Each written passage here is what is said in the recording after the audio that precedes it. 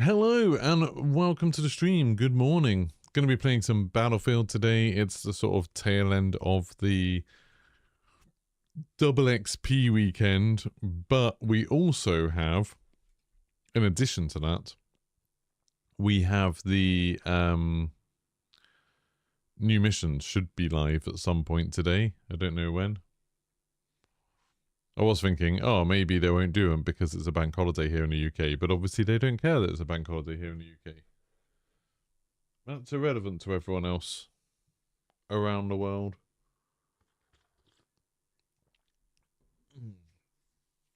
But it's not irrelevant to us. I hope everyone's doing well. I spent a lot of the weekend playing Mafia. Finished the old country. Started Mafia 1 because I managed to get the trilogy for £8 and I was like, I'll give it a go. But it's a bit of a weird one because I do... right now I'm thinking I'm going to play through all the Mafia games. But realistically, like Mafia 1 runs at 30 frames a second, has some terrible graphical glitches, but at least it looks okay because they did that remaster not that long ago. Mafia 2 is just a port of the old game, so that's going to probably look quite terrible. And Mafia 3 not only is quite old now, but also runs terribly and isn't the best game in the first place. So we'll see. Maybe I'll enjoy it. I'm not really streaming it because I don't know if it's that much fun watching me drive around. I just quite like it for the story, and I don't want to talk all over the story because I'm actually watching it. But yeah, we'll see. So we're going to be playing. I'll just make sure I capture the window. There we go. We're going to be playing some Battlefield 2042 still. Like I said, there is a free pass. I don't think we have the missions yet. No, we don't have the new missions just yet. I want to get, hopefully today we'll get up to 22 so I can at least get the new assault rifle. While we're doing that, I'm trying to just unlock some guns as well. I think that's kind of fun. MP9. What's the MP9? Is that a... oh, it's there. It's an SMG. So I think first of all, I was trying to unlock the M4. Someone said that was good. So... have I unlocked it already? No, I haven't. Where is it? M16, ACW, A9, M4. There it is. So yeah, so I need kills and assists with the... oh, I was using the M5. Why was I using the M5? That didn't help me unlock anything. I need to use the PBX45.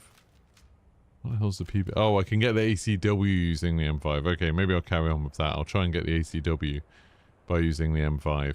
So I'll do that. That'll be fine. I might play some Conquest. I haven't really played much Conquest. Should try some Conquest 128. And I'm going to set up my class. I don't know who I'm going to play as. I wanted to try and use a throwing knife. But I don't know... maybe I'll be this guy. I'll take a SOFLAM. I never use a SOFLAM. But maybe it'll be fun. Let's do some Conquest. Let's do some big old Conquest. Let's see how it goes. Good morning, Chris. How's it going? How are you?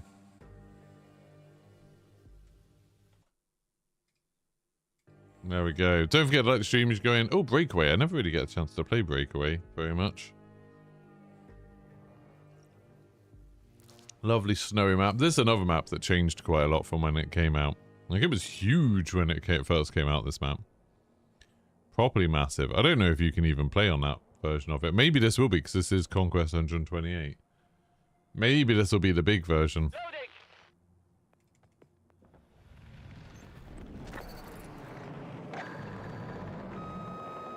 They are attacking Alpha 1.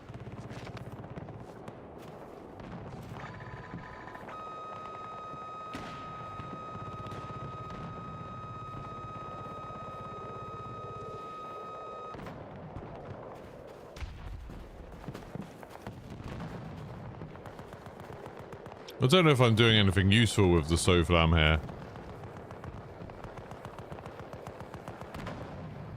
We have captured all of Delta Sector. I'm trying to be useful. Our enemy has been pushed back on all fronts. But I don't know if I'm really managing. We have secured nearly every sector. Weapon is loading. How's that out of range still?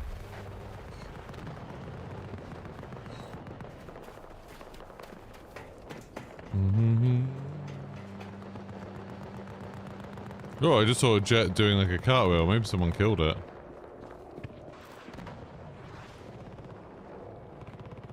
What's the range for this? Like 500 meters or something? Smaller.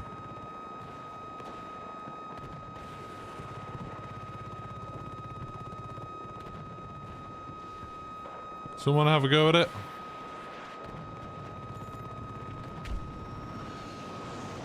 Hostiles invading one of our objectives.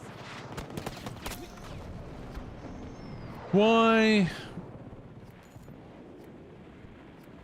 Why when I do that do flares affect it? Flares shouldn't affect that. Morning, mouse. Flares shouldn't affect a SOFLAM, should they? I thought I'm literally just pointing a laser or something. 70 meters from me. No.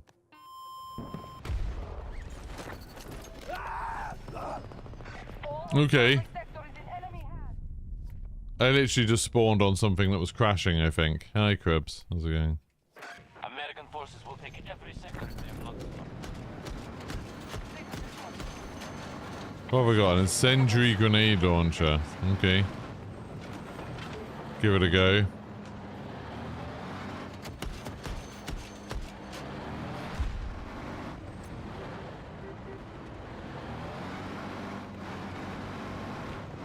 I'll try an incendiary grenade.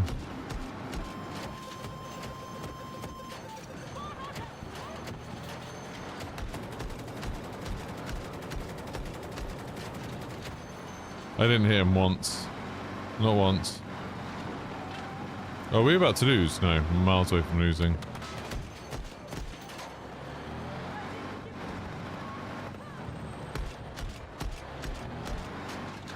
The range on this is just so terrible.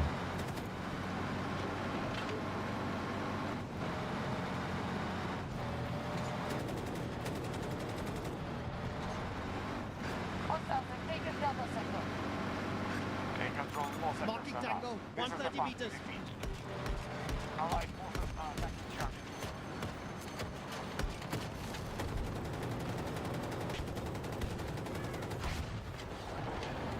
Good. Alpha to objective lost. I'm gonna say, I definitely did some damage there. Oh, that was beefy. That was quite dramatic. Where are they seeing people?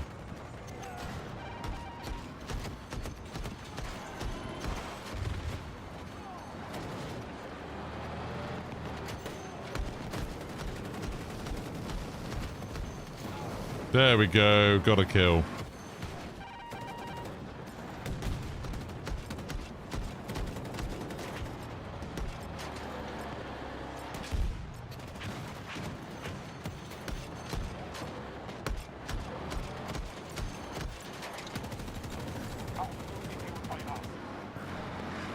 I've literally killed one enemy the whole time I've been in this so far. It's been a while. Yeah, I'm not too bad. Thank you, Dr. Dynamite. Morning, Mad Jock. You don't know if you should buy the game right now for $2.99. I mean, I think it's a lot of fun, actually. I'm having a lot of fun. Like, genuinely, it's not even like, oh, I'm just grinding it out to get the Battlefield 6 stuff. I think the game is good. And it's kind of interesting how much better it's doing than Call of Duty right now. Like, you know, it's not even, oh, it's doing good for Battlefield. It's like, this is doing good for COD right now.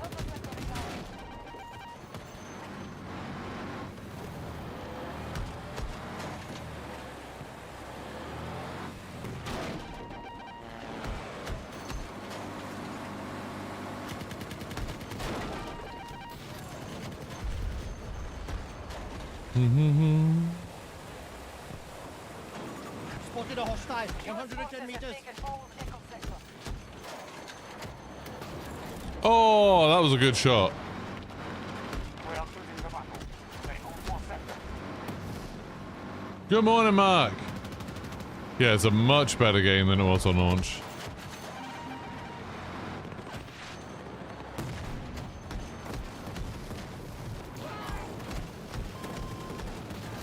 Oh, I'm just burning them alive. We're in trouble, we're in trouble, we're in trouble, we're in trouble. Friendlies are now securing Charlie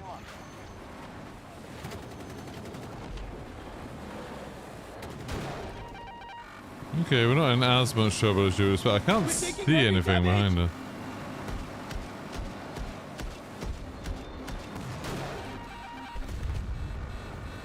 Okay, we might die. Oh yeah, that took out a lot of us. Yeah, they did a really good job of like improving it.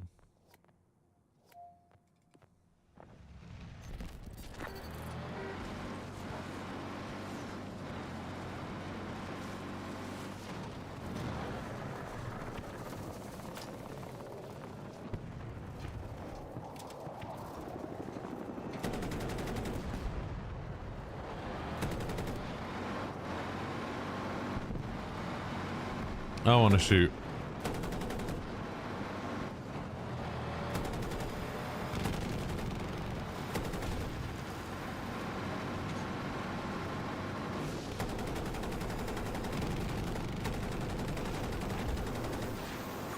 Hostile soldier, 250 meters away. What was that voice?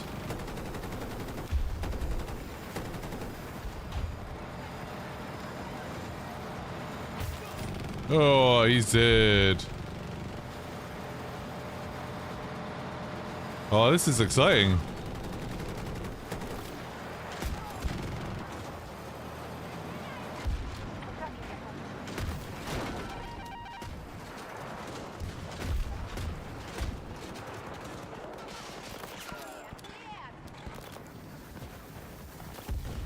Don't know why the sound stopped.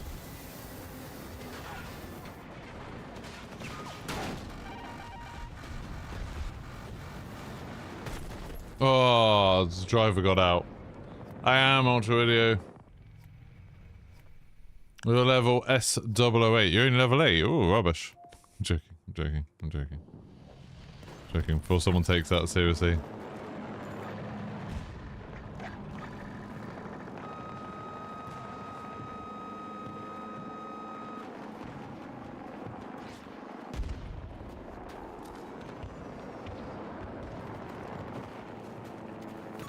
Tango on my mark. Make it ready to drop.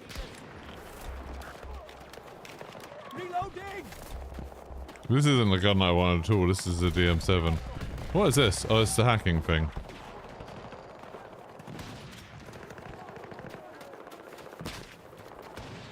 Hostiles have taken Echo I Sector. don't know where it is we're getting sniped from. They control more sectors than we do. We must counterattack. There's an enemy here. I just saw him go behind this ice. One of our objectives is under attack.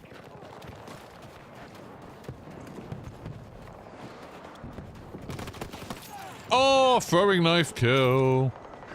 I just wanted to know if I could get a throwing knife kill. Now I've got one. I don't never need to use them again. First attempt. It was good.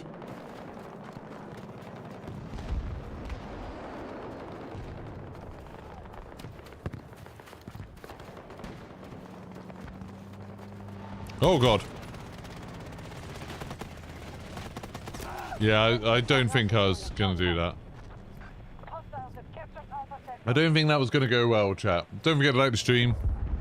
Right, I need to change my gun to the M5 so I can unlock the ACW. M5 here. That'll do. Yeah, do I really need a throwing knife? I don't really need a throwing knife, I don't think. EMP grenade though, maybe. EMP grenade might work.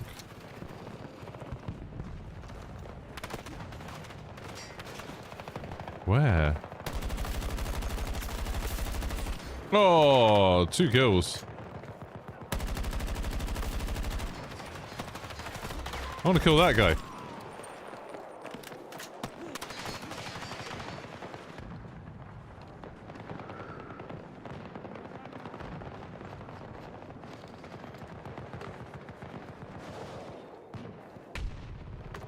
Where are you?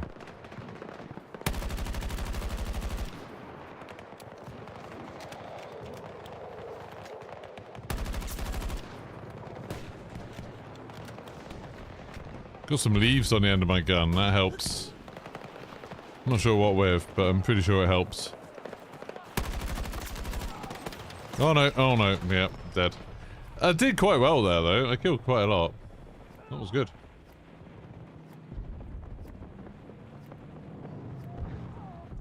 And I should be able to respawn in that same location where I was killing all the men.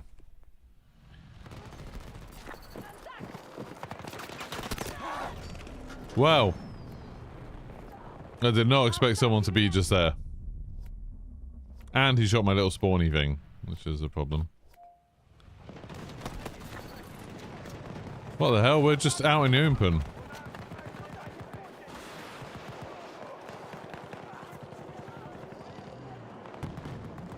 Okay, no vehicles, I can see. Objective Vehicle? We'll need to recapture it.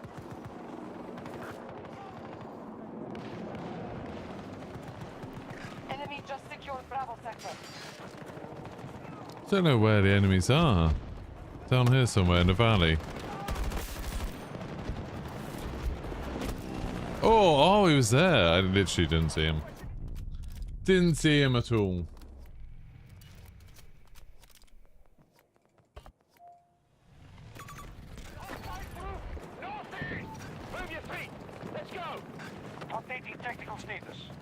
How are we doing? Oh god, we're losing by so much. We are losing by absolute tons.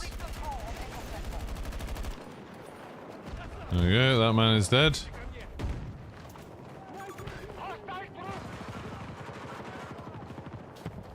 That man is dead. There's another one somewhere. I'm guessing he's dead now as well, yeah.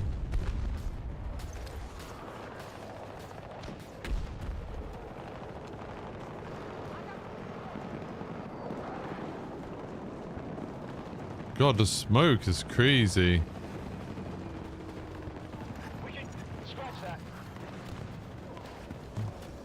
Have a respawn thing in case we die horribly here. Okay, here we go. There's a lot of enemies here.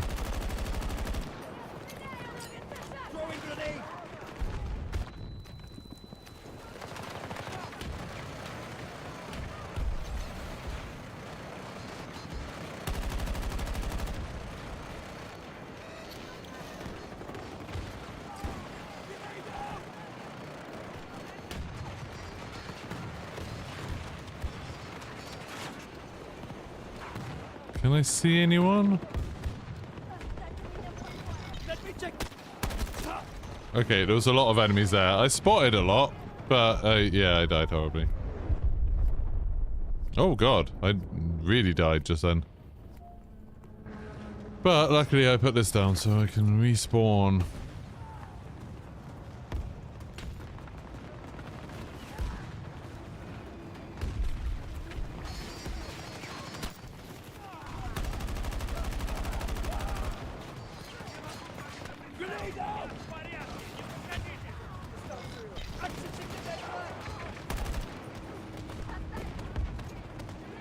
No, I'm getting a lot of points here. He was trying to defibrillate that enemy, I think. Oh, okay. I didn't know that guy was still alive. Friendly forces just secured Alpha 2. We have fully occupied Alpha sector. Someone gonna shoot him? No. A designation assist. That makes it look a bit like maybe I did something useful. Sustain any more losses. Okay, we're getting this now. There's two left somewhere. There's two guys on here. And I don't know where. Are they down here? It sounds right. Whoa, okay, yep. Yeah, that was predictable. No, they're not. I think they'll be out around lunchtime. But on the plus side, it is double XP now. Still, so... swings roundabouts, innit? I wonder if the extra XP you get will reset back to like, you know, 6,000 per pip. Yeah, we're dead.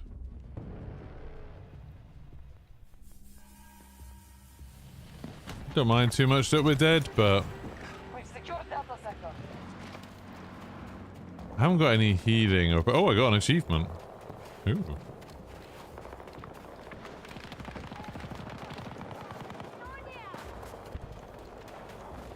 Yeah, I mean, we've lost, but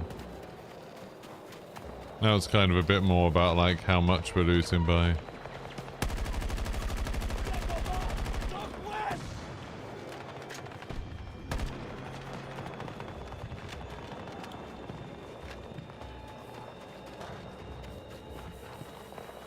Can I get a kill before it ends? No.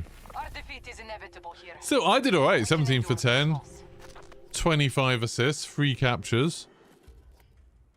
Take that. Use the tug for assists to get loads of XP. Yeah. I think that works a bit better on like breakthrough and stuff, doesn't it? Where you've got everyone like confined into a small space. I'm not sure how well it'll work on Conquest. Maybe it'll be good. I don't know. We're the second best squad for kills and assists. There we go. First match of the day. Loads of nice XP for that. 35,000. That's pretty good. Not the best, but not the worst.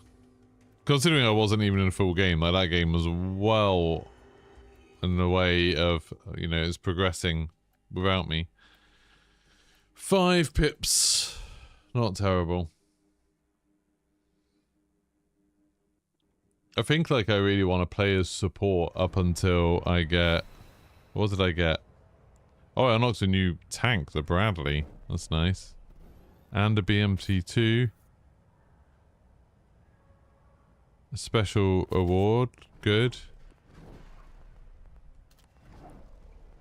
Yeah, I'm gonna put that on. Yeah, I'm gonna put that on. Oh yeah, what other vehicles still have I not unlocked yet then? So I haven't done that one, but I need to use armored vehicle for that. You prefer breakthrough? Yeah, I kind of... Weirdly, I normally play breakthrough, but I was watching Jack Frag's video about Iwo Jima yesterday... No, this morning.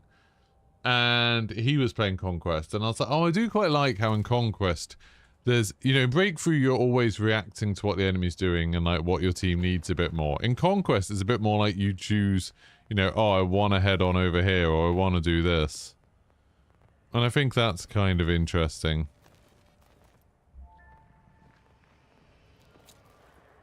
Let's make it count. Okay, I'm gonna make it count.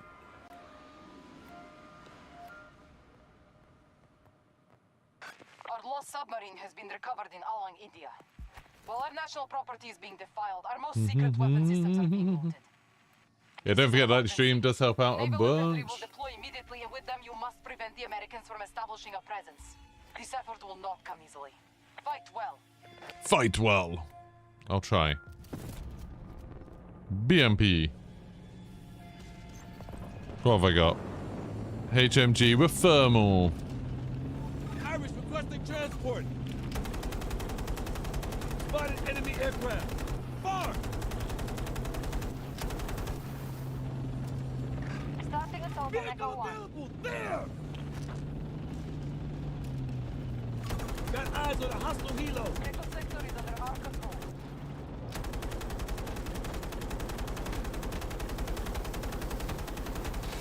Nice.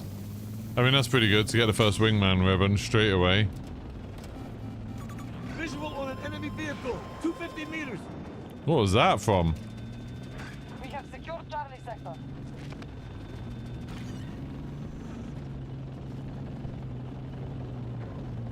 We have superiority in this battle. Make sure we maintain it. That's a bag. It's just some rubbish.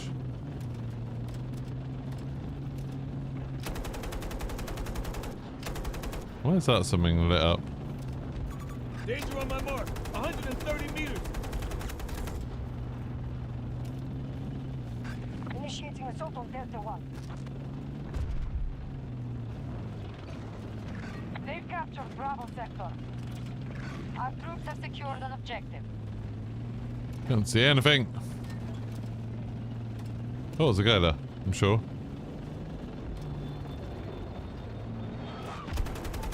Open vehicle! We have lost control over objective.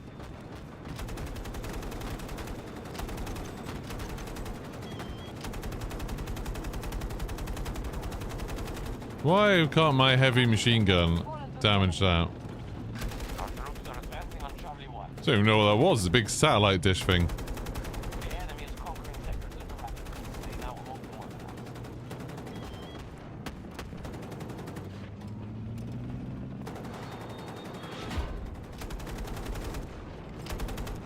Yeah, get those capture points.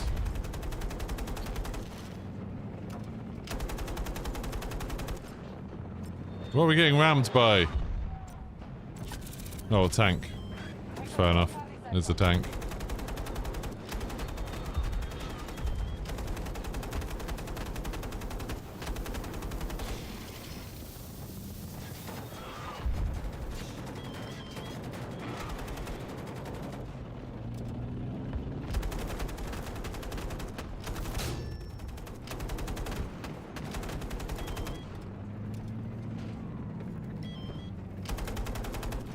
No, that one's dead. He did. Good. He did. Oh, someone's just driving a car. That seems... We're taking fire here! That was quite bad.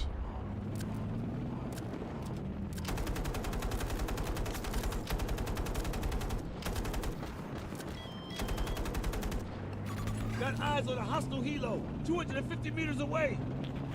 We are not repairing quickly enough, I would say.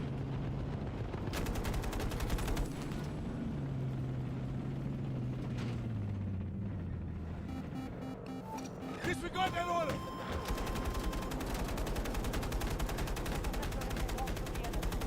There we go. Stop the U.S. forces from conquering every sector. Right, well, we are pretty much repaired. Enemy air support located, 150 meters. Trouble. Whoa. Fuck. Enemy air support.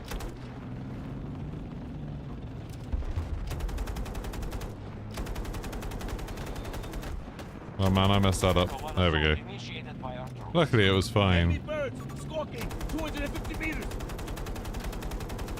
What's that situation?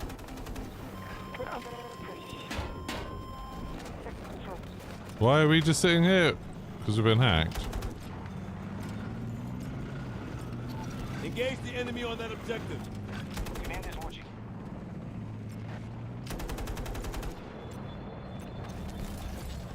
Echo sector has fallen to our attack. I don't see any enemies. Got a whole squad in here. We're having a great time.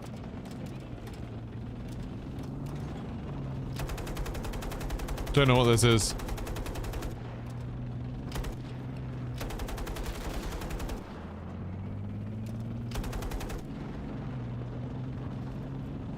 Our plan Attack is the working. objective. We now control Let's more go. sectors than the enemy. We are monitoring your progress. Enemy tank located, 70 meters away from your position. Nice. It's my second wing, man. Got him. Jesus Christ. Oh, that was a tank shot, wasn't it? Somebody just dinged us. Our enemy We got a has taken Charlie proper sector. dinging.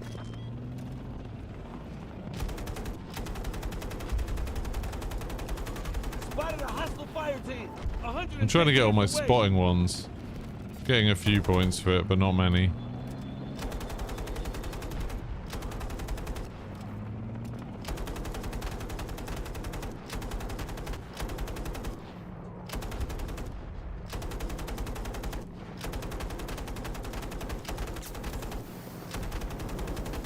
This battle is taking a toll on our forces.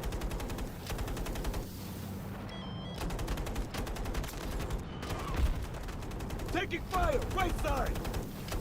I love it when they group up, because they seem to think they're, like, more protected when there's a lot of them.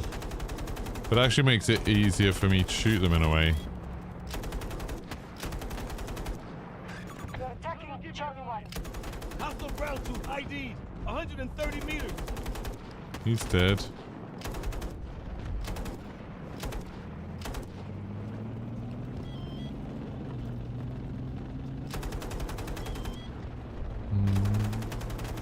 Okay.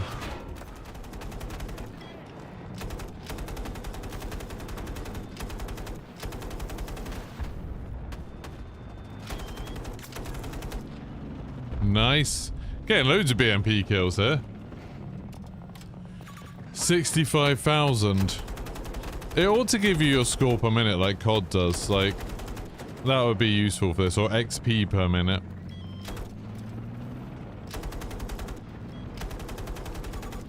Spotted enemy aircraft. 130 meters away. Spotted a hostile helo.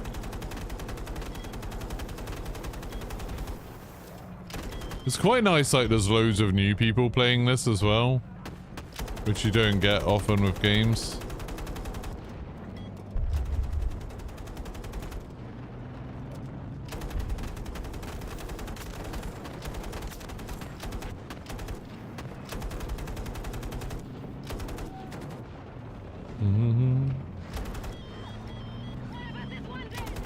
Marking an enemy soldier. Northwest. Do-do-do. Just casually on 14 kills now.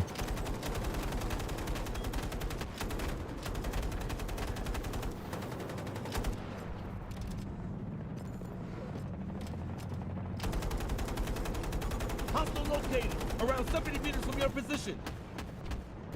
There! Enemy aircraft! Right flank! Hostile tank! Hostile tank! Our forces have taken Enemy Charlie tank sector. on the battlefield! Enemy on hostile helo! Our enemy have been pushed back on all fronts. Dude, this is going pretty well. This is like pretty effective. There's a guy there. Ground troop sighted. He's 110 dead. meters.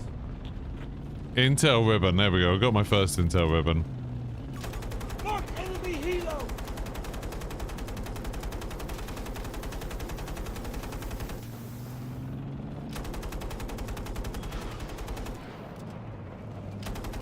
Hostile ground troop ID. 130 meters. Whoa, that stealth jet just plowed into the floor. Spotted an empty vehicle!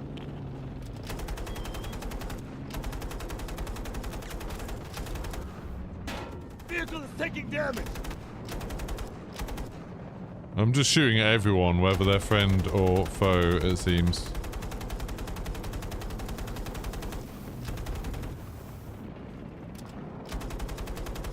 Echo sector fully secure.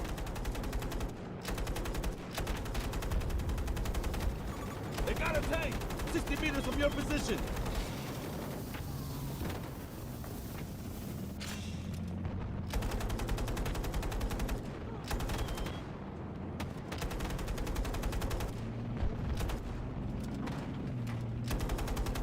Marking enemy infantry. 250 meters.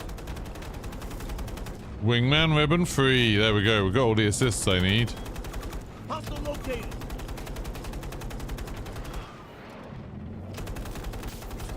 Supplies marked. Combat ribbon gained. I mean, I've got the first 3 ribbons done. I was just spotting and intel now. Spotting and healing. Which is pretty good. I am support, sadly, not an engineer, otherwise I could be There. Wow. fixing this. Enemy soldier there.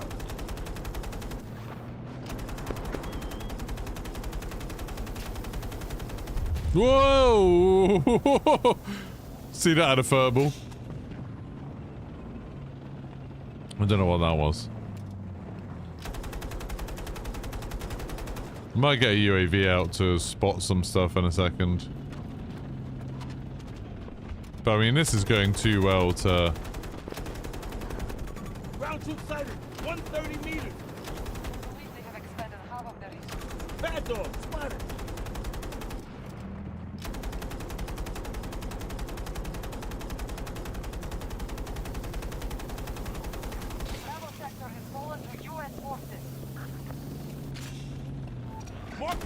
sector! Attack! We'll monitor from here. I'm just peppering them with shots. Ground But troop, 170 meters! okay, we're getting assists at least.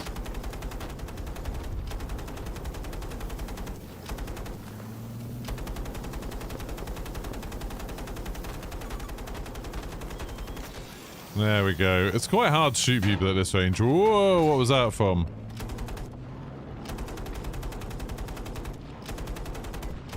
We are moving to attack Bravo 1.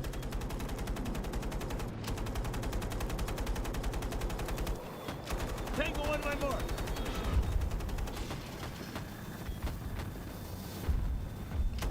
Hostile tank! Hostile tank! There's a guy there I really want to kill. Shit! Enemy tank! 150 meters!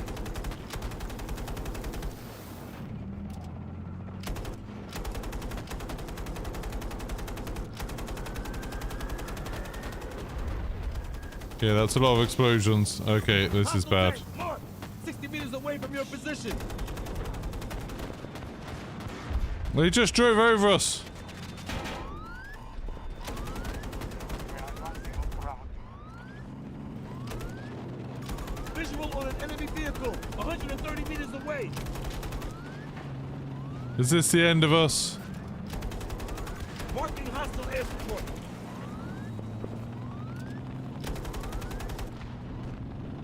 I mean, I got that plane shot up pretty good. Enemies have air support! 300 meters!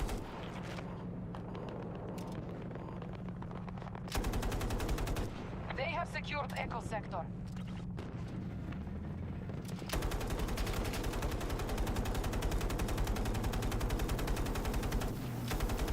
Tango on my mark! 50 meters from your position!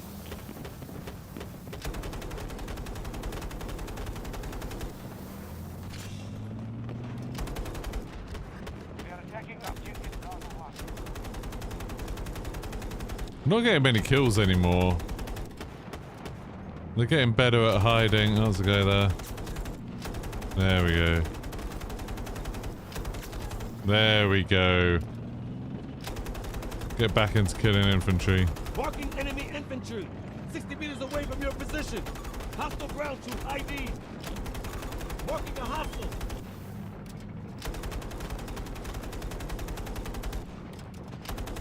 They're getting better at getting into cover. You'd think this heavy machine gun, like, when it hits someone, it would, like, wreck them. It doesn't seem to. Hostile ground troop ID! 50 meters away from your position! Marking danger! Bravo 1 was just secured by us.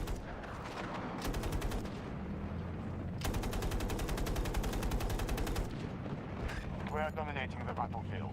Maintain We are dominating. We are doing super well.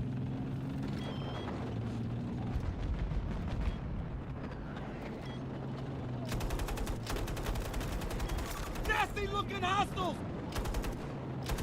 hostile troops concentrating on Bravo 2. Oh, I like it when they do these wild pushes.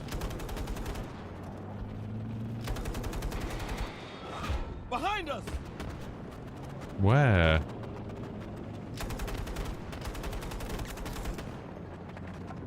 I don't even know what that was exactly that did that. Something caused a lot of it to explode. We're on 26. They now control Charlie Sector. 52 assists. Yeah, I mean, yeah, the the driver's really good. The enemy is conquering sectors at a rapid pace. They now hold more. I think it helps that I'm spotting everything as well. Shit! Enemy fire team! 90 meters away from ground troop sighted! Keep letting the gun overheat. Now control Echo Sector.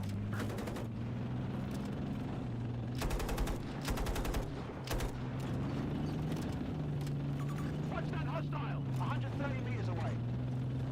There's still a guy there. Almost all sectors are under our control. US forces attacking one of our objectives.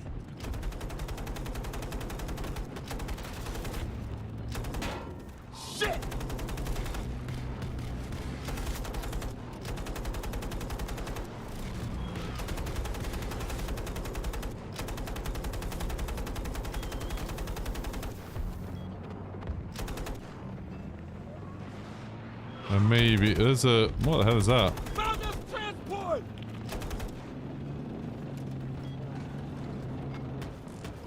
Oh, it's bad tank, bad tank. Nice. 29. Can I get my nuke? Oh, that's a tank. Enemy tank located. We can take that, I think. Yeah. I'm not gonna get all my ribbons like I'd hoped for.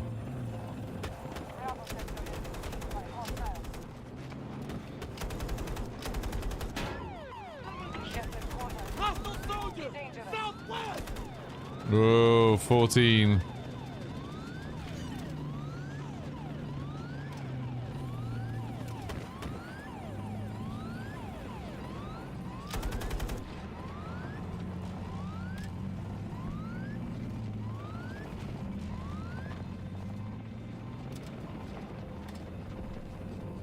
It's taking a while to recover.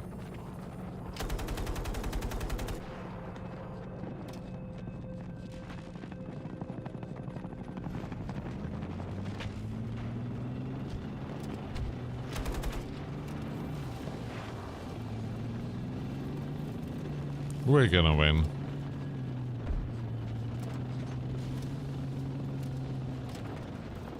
I'm pretty sure. It gets like a tipping point where it's like it's quite hard to imagine losing now.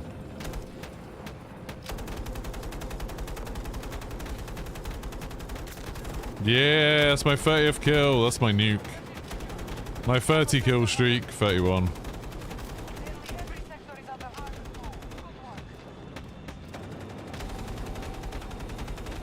Hostile ground troop ID 130 meters. Nice. 31 kills, 62 assists, no deaths. Was pretty good. I was the second best for kills and assists together. Almost certainly to career best kills with vehicles. There we go. That's the most kills I've had with a vehicle in a game. We were the best squad. Yeah, I was planning on getting all of the XP bonuses, but it just felt like, I might as well stick with him. 14,000 for that. Look at that. Oh, I managed to get a second one for Intel, just didn't do any for repairing. 43,000 XP. That's pretty good. 43,000 for not too much. How many pips is that? 1, 2, 3, 4, 5? Still 5. But we're up to level 14, so that's nice. So apparently, to finish it just by doing the rest of missions, you'd have to get to level 27. So I've still got another 13 levels to go, which is kind of crazy. Like, you'd have to play quite a lot to get that. Especially considering I don't want to be just, like, grinding some stupid mode, you know? Well, we got this fancy thing. We can write kill on the side of tanks now.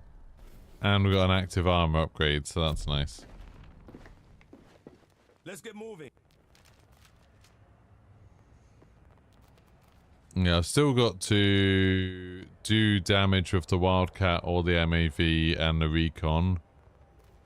Got to do damage with the tank. Got to get infantry kills with air vehicles. That's a bit tricky. What have we got to... Oh, yeah. After that, I would have unlocked all the vehicles if I can do those 3. So, Recon, Hovercraft, Bolt, and Wildcat or MAV. I'm only 17 pips behind you now. I mean, that's still, like, even if I had 3 really good games, it's still 3 games. So it's still pretty hard.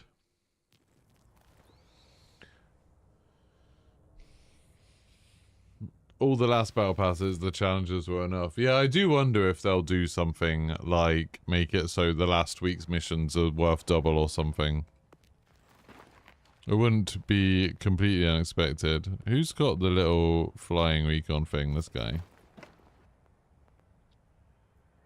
I'm gonna go do some reconning for the beginning of this one.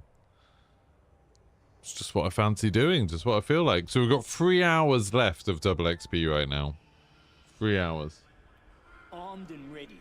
I've never finished a Battlefield Battle Pass. in any of the games that have had battle passes. I don't know how long they've had battle passes, since Battlefield 1 maybe? Singapore is key to the flow of cargo around the world, but we confirmed that Russian troops are moving into the port. If they entrench, we could face a global shipping crisis. You need to keep those Russian troops out. We'll Got update you once you're on the MAV. ground. Singapore is counting on you.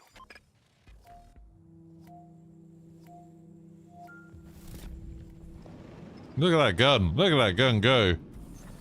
Sick.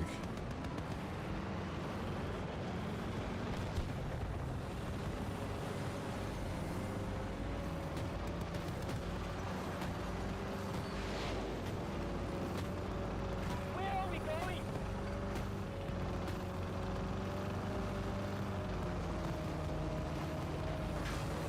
We are initiating an attack on Echo 1. We've taken that objective. No! Control of Sector Bravo. They pushed. Time to turn this battle around, troops. We must claim more sectors. They're out there. Enemy contact. This is why you're here, notepads. Capture the objectives. We've secured. Dun dun dun dun dun dun dun. I'm pretty sure Battlefield 5 had a battle pass. Fairly confident. Could be wrong.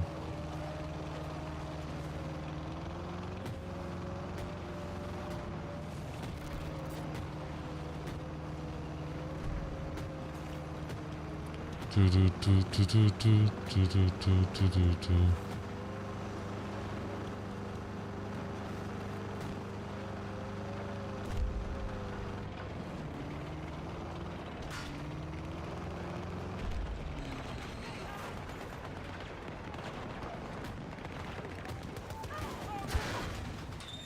Supplies.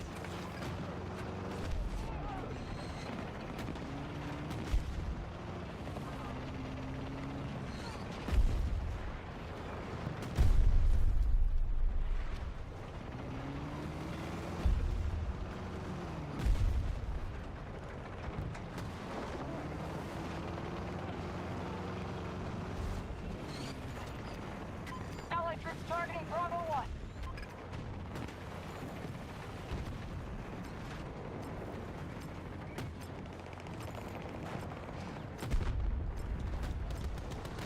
We're getting B1.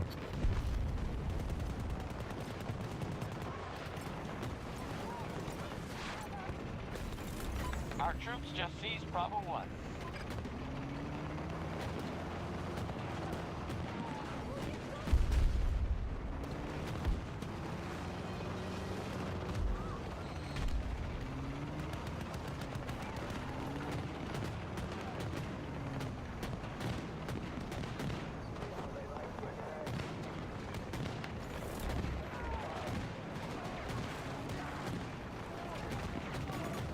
Spotted a hostile, 50 meters away from my position.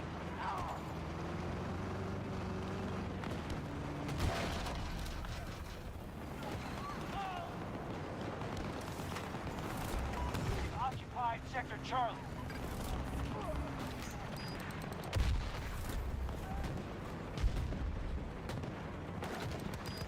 Bravo 2 was just taken Luckily, out. that doesn't even do that much damage.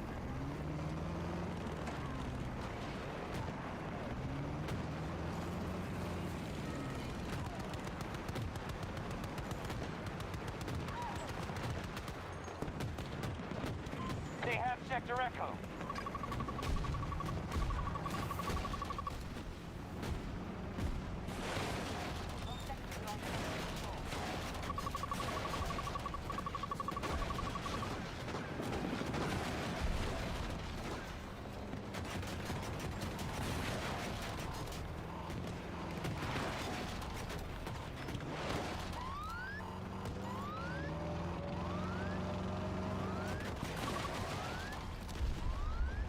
Oh, that was sick. Okay, I'm going to get out. But that was sick. That we did that little jump. They've occupied Sector Delta.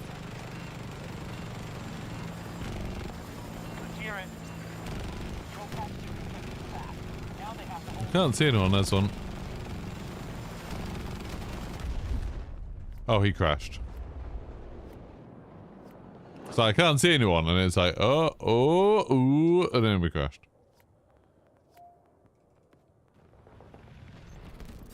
Allied troops have captured Echo 2. Sector Echo fully secure.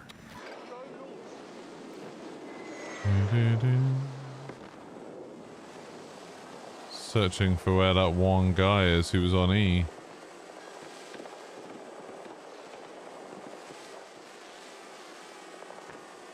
Can't see him. Can't see him. Kepler spotted. Around 300 meters.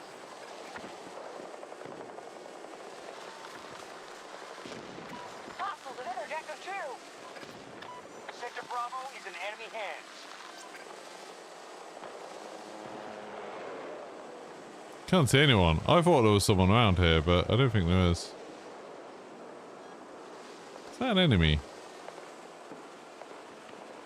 There's still time, but our forces are paying a cost. No, it's a bag.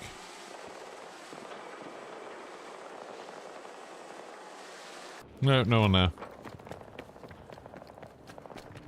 Morning, Philby. Morning, buds.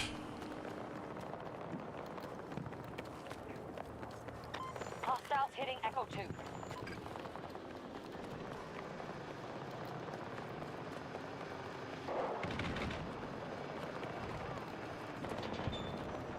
Are we all good?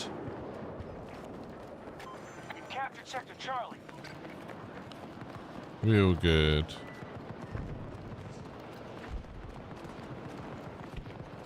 Sounds like there's some shooting going on over this way. Kind of curious.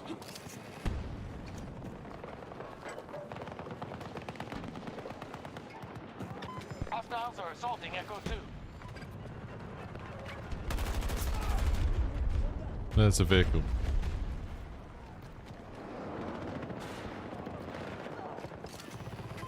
Doing good so far, troops. The hostiles hold fewer sectors than we do. We're in command of Sector Delta.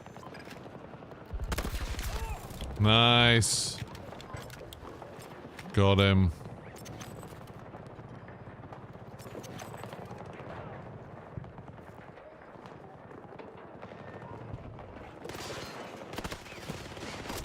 I knew he was over there somewhere. I couldn't work out where. Oh. It's very frustrating. Right, I might spawn up on a hill if I can and then do my drone thing. Our attack on Bravo 2 is underway.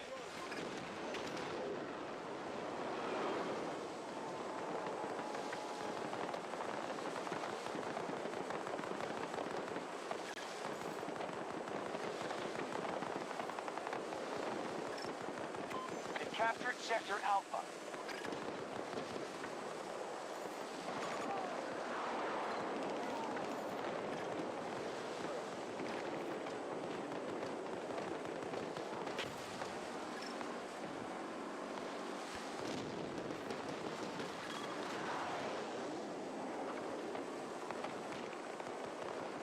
Oh, my foot's gone to sleep. Still good. Bravo 1 was just secured by us.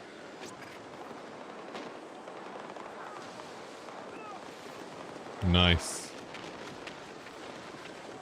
God, this drone has such a rubbish connection.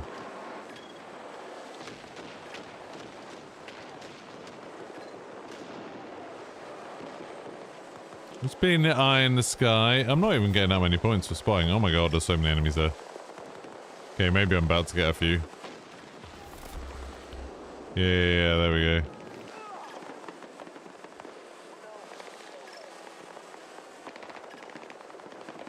Bravo 1 is under attack.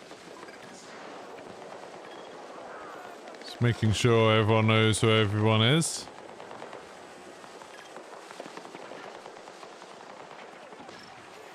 Extra one there, extra one there. Follow it. 110 meters. I'm hoping I'm helping doing this. Sector Echo. I mean, really, I'm kind of doing it because it's fun getting the intel ribbons and stuff. But We have control of Bravo 2.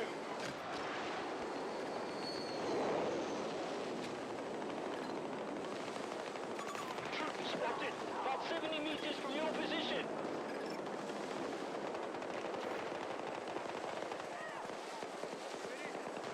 crap.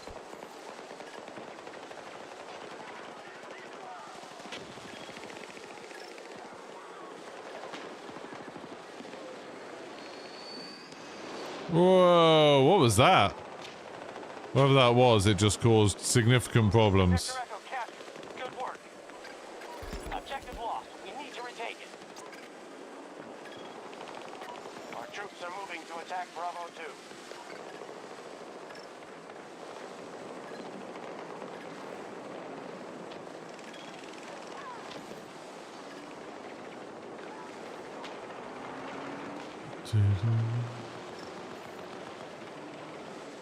The hostiles control more sectors than we do. Counterattack immediately. Oh, I can destroy equipment. That's cool. I didn't know I could do that with it. No!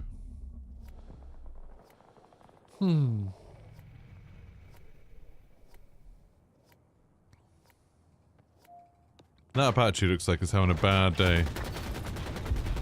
Enemy drones But I just down. destroyed a vehicle, so... I think I just got there just in time by the looks of it. One of our objectives is under attack. We're down to 50% strength.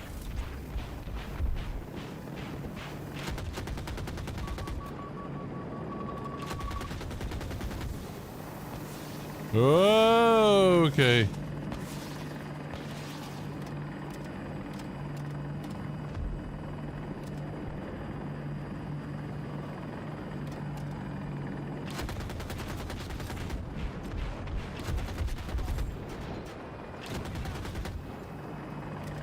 Oh, this helicopter pilot seems good. Oh, look at that. He's like ducking behind stuff. That's cool. One of my challenges was for getting kills. Like getting ground unit kills from the air.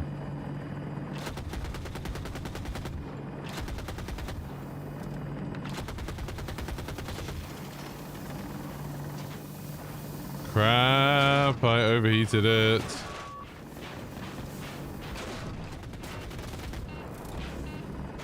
Shit! Oh, we're in trouble.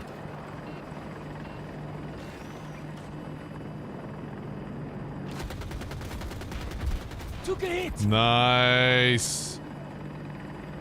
4 kills there. Just destroyed those guys.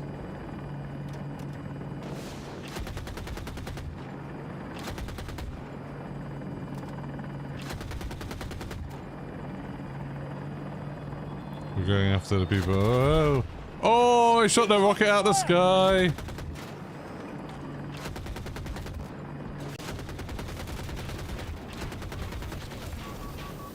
There we go. Ah, this is bad, isn't it? I think this is bad. This seems quite bad. I was correct. It was not good.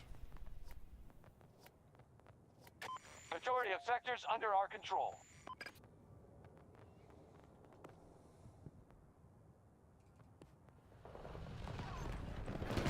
They are hitting Charlie 1 hard.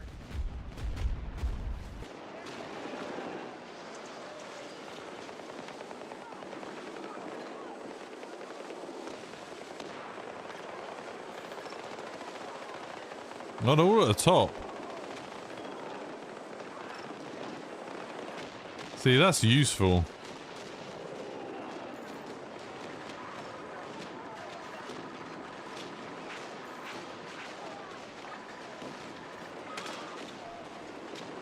Hey, I didn't know this thing could, like, do this. It's cool. An objective is under attack. We have secured most of the sector. under our control. Oh, I mean, I got a lot of intel then. Helicopter went brr and said it didn't. Yeah. That is the problem with helicopters, that sometimes they do stop going brr.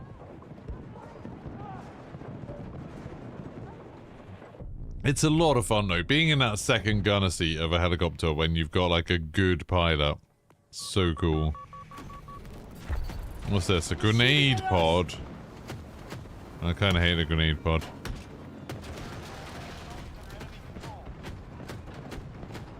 Kind of hate this.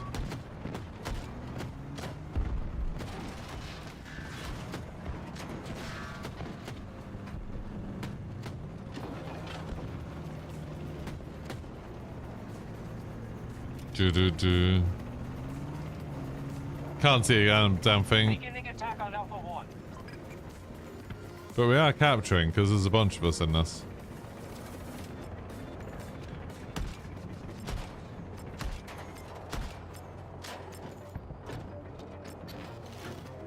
There we go. We are losing, but Got Alpha 1. Battle outcome looks promising. We control the majority of sectors.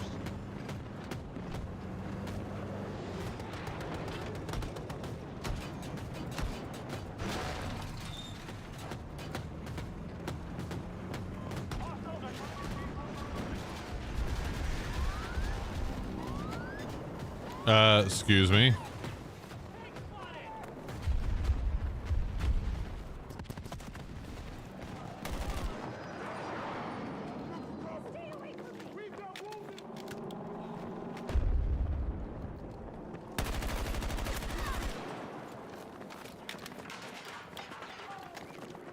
Sector Echo has been conquered by our forces. Nice.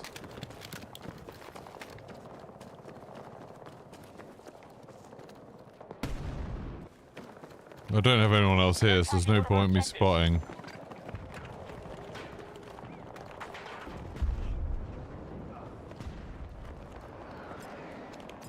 Got to start securing sectors. Enemy has majority control.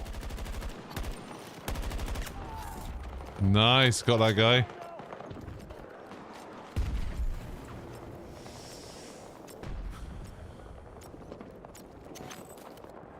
Can hear someone. Oh, there. God damn it. Couldn't get him. I didn't quite know where he was. Like, I just saw where his bullets came from and was, like, hoping for the best. But I should be able to spawn on my beacon, I think, and then help that guy. Unless he just died again. Oh, no, I can't spawn on my beacon. Spawn over here, though.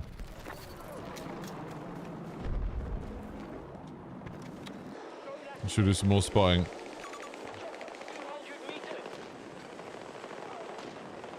Where are they then?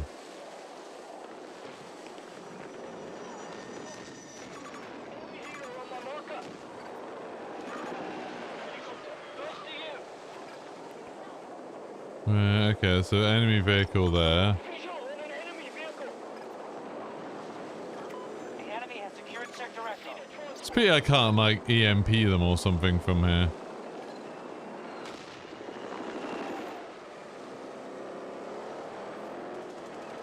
Come on, what are you doing? There we go.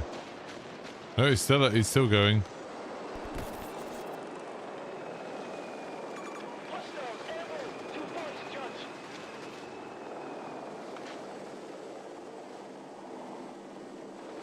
The enemy is trying to take Bravo 1. There's some enemies. I see a hostile fire team. There's an enemy fire team. 90 meters from your position. Follow it. Sniper back there. Enemy soldier marked. There's a crane bloody coming. Enemy here.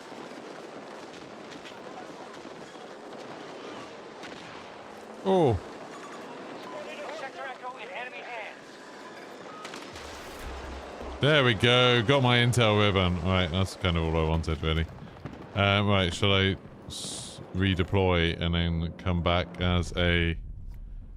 I don't know. Maybe... repair? Maybe we'll do some repairing. Oh, I don't know where I just spawned. Control more sectors. I do want to repair, Make but sure you defend our positions. Objective lost. We'll retake it. Reloading! Have to reload! Alpha 1 has been taken by the enemy. Just took sector Alpha. Troops and material are almost gone. We are attacking Bravo 1.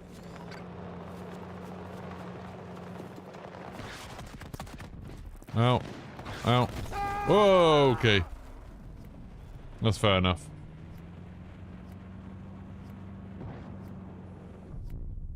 I'm sad that I didn't manage to destroy that other one. I thought I'd done quite a lot of damage to it, but clearly not We enough. have majority control of the sector. Yeah, we do have majority sector, but we don't have many tickets. This'll keep those fuckers entertained.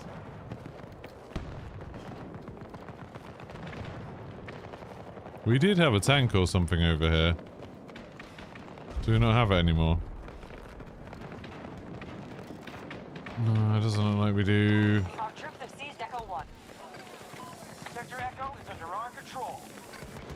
Almost every sector is under our control. Keep it that way.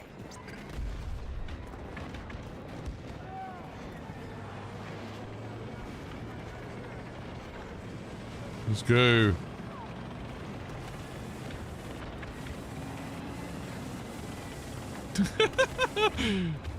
Me.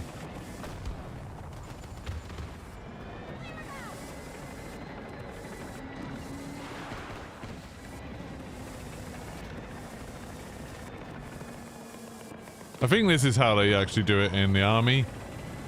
Like, this is how you do field repairs. You just ride on top of the turret.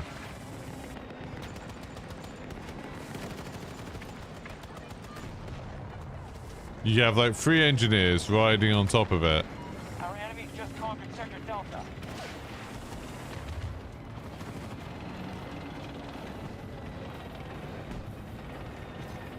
And you just hope that no one uses a javelin, because that might mess us up. Our troops have secured Is that what more javelins are sectors actually than for in Alpha. this? Just to kill engineers?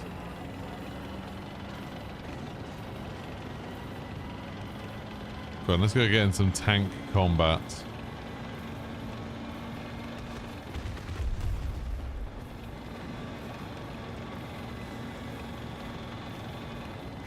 They have control of Sector Alpha. Odds are good. We have to take those. Oh, we lost. All forces withdraw. Well, I did okay. We only got 2 of the things finished. Yeah.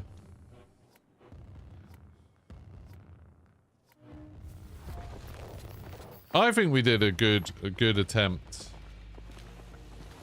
I got 5 captures. That's not bad. Someone on my team got 0. 2 people on my team got 0 captures. That's quite embarrassing. I got my largest multi-kill apparently, which was 4 for shooting that tank from the helicopter. That was great. Didn't get as much XP here. That's not bad though. That's not a bad set of XP things. 32,000. That's okay. How many pips? Just 4, not 5 this time. God, it's gonna take so long. It's gonna take so long to get the 13 levels I need, because that's 130 pips. Right, well, we got a thermal smoke package. That seems great. Mav mastery. Oh yeah, let's see that. The rocket weapon mod. I was about to say, oh, that's great, but it's not actually. I just remembered that's not great. If you get the Mav, I don't have any. The driver. It's thermal thing. Okay. Oh. We're going to Kaleidoscope. I definitely think I've been enjoying the vehicle combat a bit more today than I normally do. Don't forget to like the stream, by the way. It does help out a bunch. And consider lurking over on Twitch if you want to support me a little bit. It'd be great to have more people over on Twitch. That would be lovely. Just boost us up the rankings a little bit over there. Oh, Ubisoft Creators Program. Oh, Twitch jobs. Apparently Ubisoft, like the Division's getting some new like extraction shooter thing Ubisoft announced. They don't. Like a sort of proper extraction mode, but it's not like a new game. It's like it's part of the Division 2, which I'm kind of curious The US about. have a vested interest in this data center in Songdo, South Korea. Yeah, A Wildcat. cyber attack from this location is imminent, and we are out of diplomatic options. You must secure the I need to do facility and the damage surrounding with the areas. Wildcat. If the It's quite rare Americans to get attempt them, hold because I think territory, like push them you only out. get one or We're trusting you two to do this. per Fight team well. on most maps. I'm in the turret.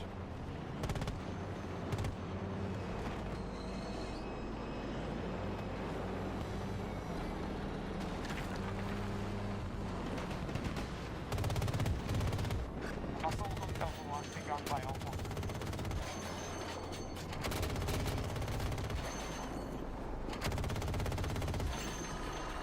Objective Delta 1 secured. We're in full command of Delta Sector.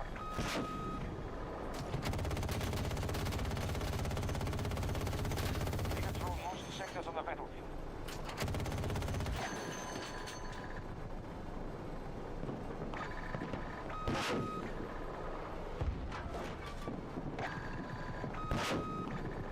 I mean, that building's going to be a problem, isn't it, really?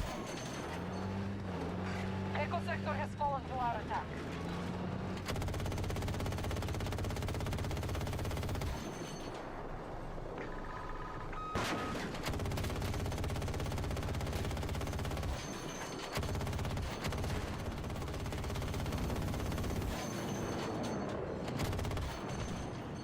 Hostile engagement confirmed.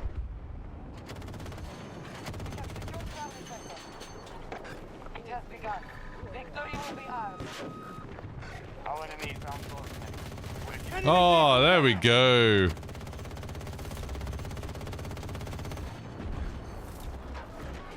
Nice. Support package available. I don't want to drive like too far forwards because of this. Yeah, because of the tanks. But, I mean, I took out a helicopter, so I'm not actually that good about that. What class am I? Oh, have I got to play DM7? Okay.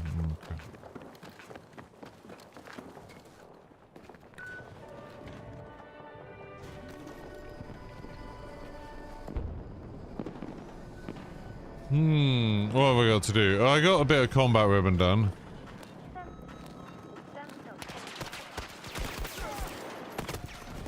Oh. What? There was another guy there? Oh, maybe he spawned on the other guy just as I got there. Oh, there was a beacon behind him. But I'd say, I didn't see that guy at all. But I did get a DM7 kill, so that's quite nice. But that's not really what I'm here for. I'm here for M5.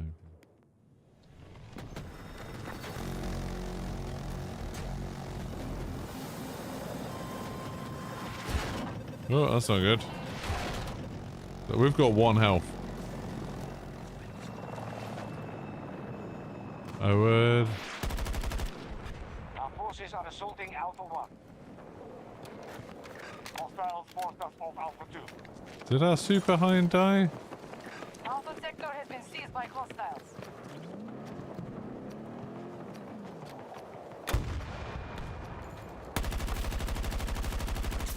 Target neutralized. I'm reloading.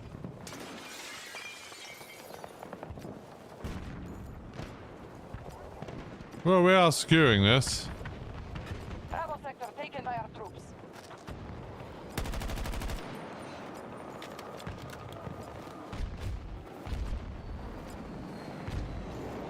Why am I not spotting anything?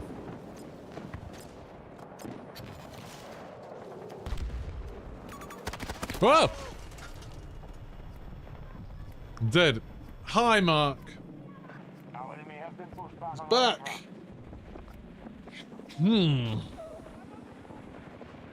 Well, thank you to the one person that also jumped on over to Twitch. Appreciate it.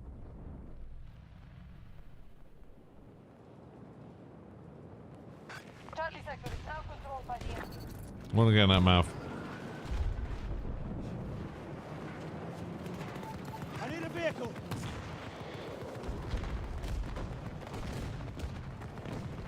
Delta 2 targeted. Attack. How are we faring? Our troops have taken an objective. I'm on it! We have captured all of Delta Sector.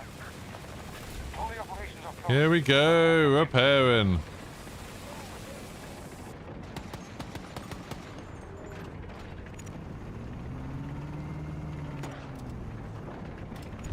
Like, this ought to be a SOFLAM, shouldn't it? This spotting thing.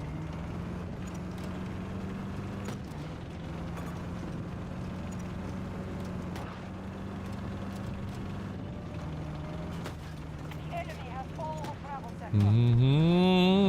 Sector. Where's everybody at?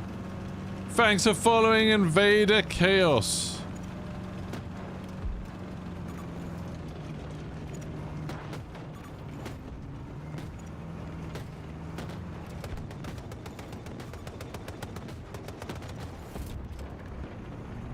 Wingman ribbon.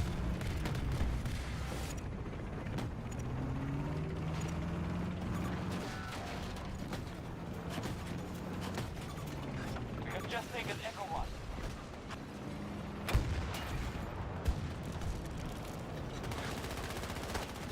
Whoa, okay. That man got out, which was a very sensible thing to do, really.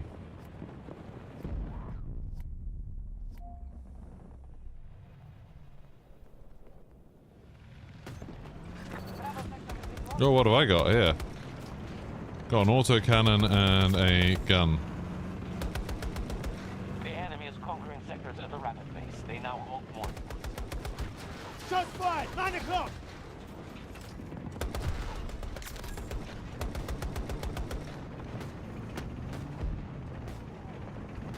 I do want to repair. Alright! U.S. troops assaulting one of our objectives. Super!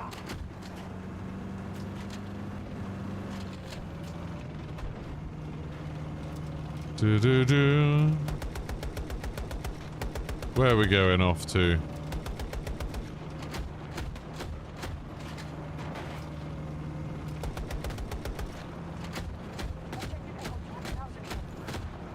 Echo Sector has been conquered by us. More sectors than the enemy. U.S. forces moving together, but we're running resources. Enemy focusing on Echo 1.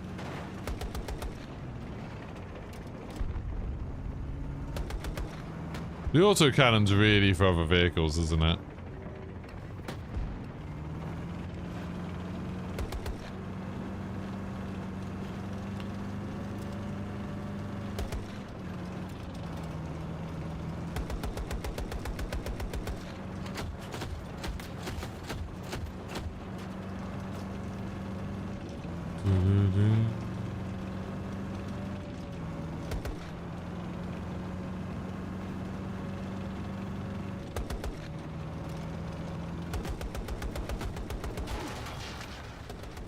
Where was that from?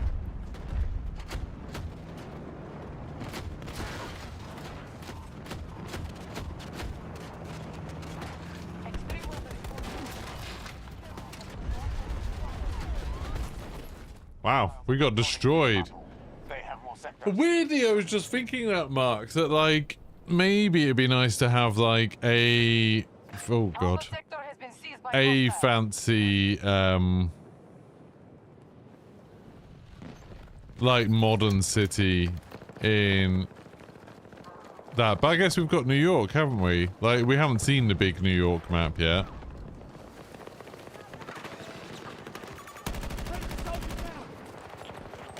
Maybe that'll be answering my dreams.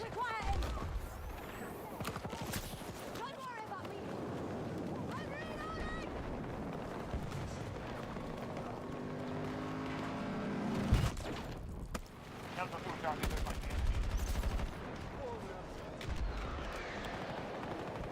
Delta 1 is now up. It's kind of shocking that that didn't kill me, really.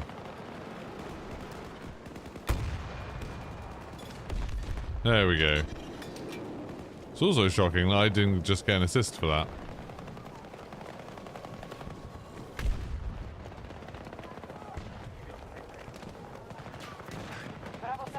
secured There's by a sniper hostiles. looking at me, but snipers don't tend to be all that in this. The enemy holds the majority of sectors. I feel like sniping isn't too much of a problem in this.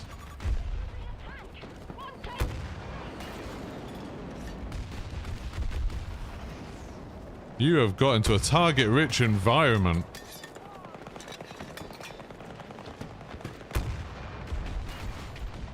How are they not dead? Raiden, thank you very much. Oh, it's Mad Jock gifting subs.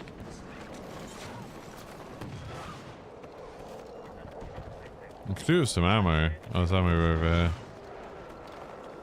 Thank you very much, Mad Jock. That's very kind.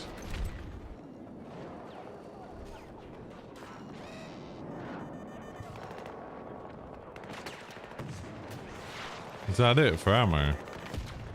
That's all I get, one measly rocket. Echo sector has been crap. conquered by the enemy. Have to reload.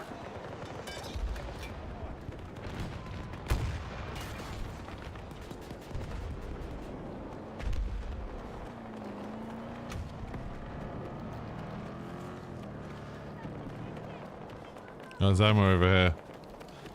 Ooh, rocket, please.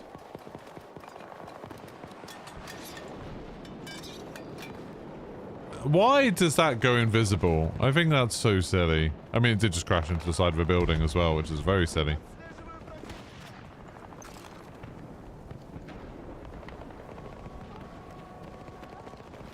Exposure's good.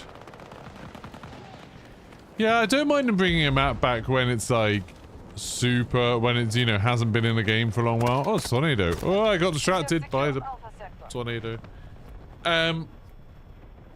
Not doing as well in this one.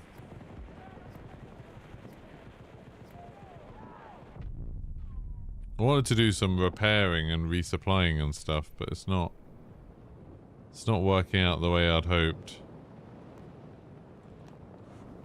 I mean, I'm terrible with these, but Hold on!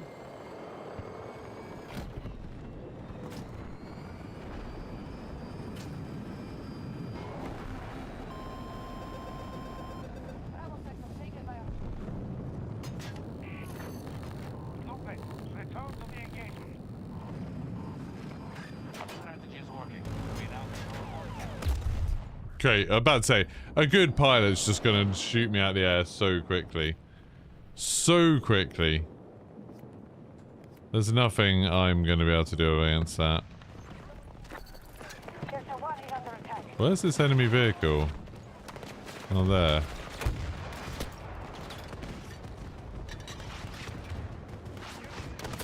Oh! Oh, he's using the new gun. He's been grinding. I'm not doing well in this one. I thought I'd be able to just get in a vehicle and repair, but... Okay, where's this vehicle? Here.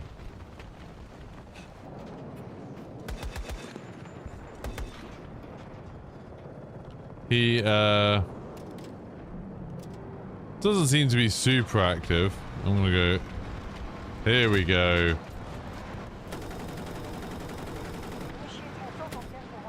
This guy knows what he's talking about.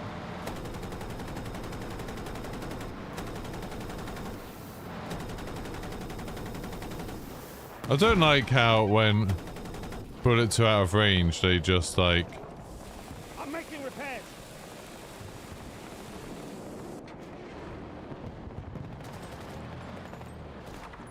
Bravo sector has been conquered by the enemy.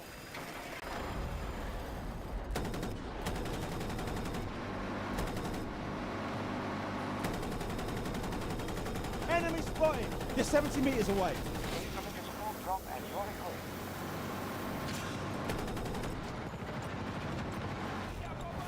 We have captured an objective. We now control Delta sector. why am I...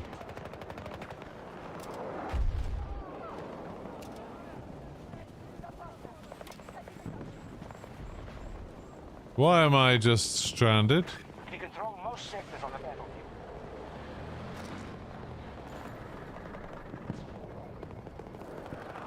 Doesn't seem very conducive to a good run.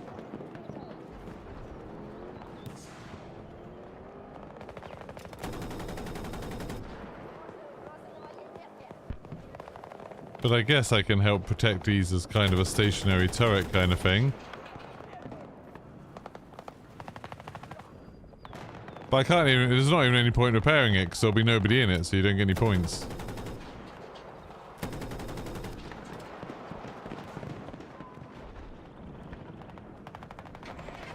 There we go. That's what I want.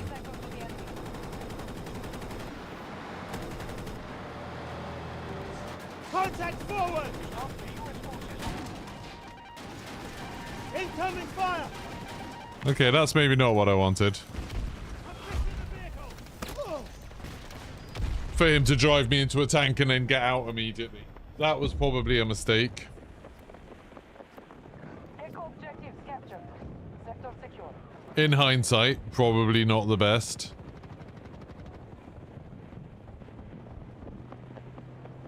But oh well. Right, where are we gonna go? Oh, I can get another wildcat. That's pretty cool.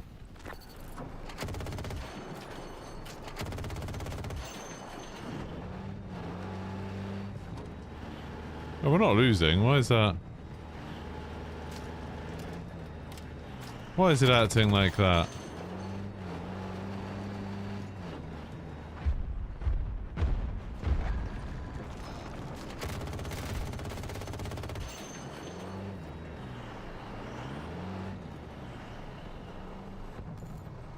Oh, forced crash. Nice. I mean, I didn't, but I'll take it. Yeah, you abandon. One of our objectives is being invaded.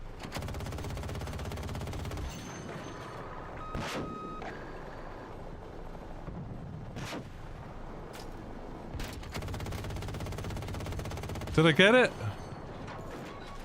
I'm about to say, I mean, it landed. Our forces no longer hold Delta 1. U.S. forces have captured an objective. I'm getting some of my wildcat damage in anyway. That's too far away.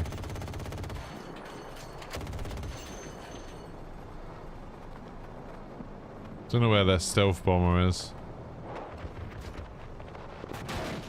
Whoa, what was that?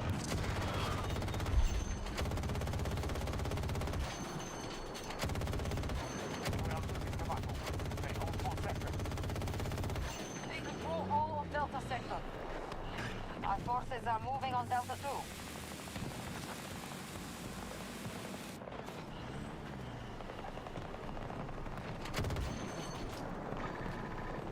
Support package waiting for your call.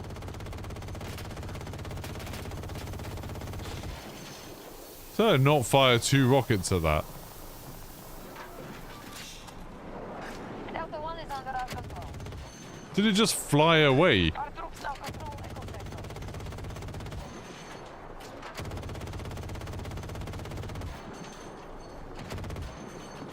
They've got a helo!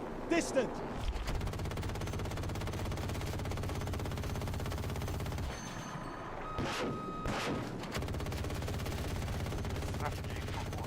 There we go.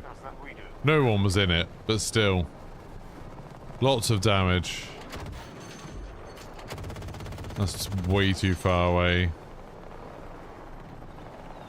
Oh, hello. Hostiles have taken Bravo sector. Our That's a forces have friendly. captured an objective.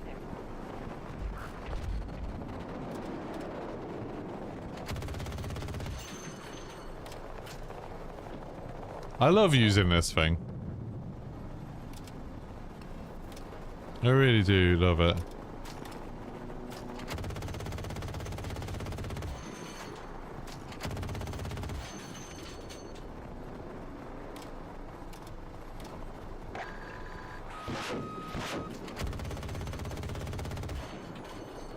I don't know where the stealth jet's gone. Bit of a worry.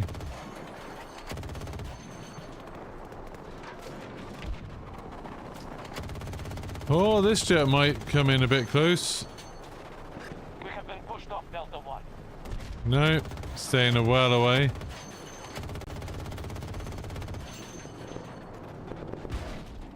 What was that? Delta sector has been taken by us. We have a breach at one of our objectives. They know to stay away. This guy might not. He's coming in. He's coming in for a run. I mean, I got... Oh, it's a different thing. That plane, like, distracted me while the helicopter came and bloody wrecked me.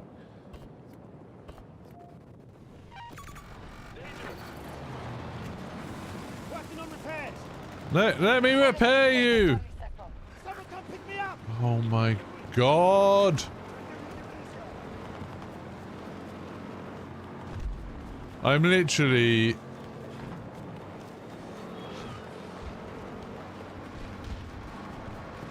You are the worst. Just disregard that. I need a ride.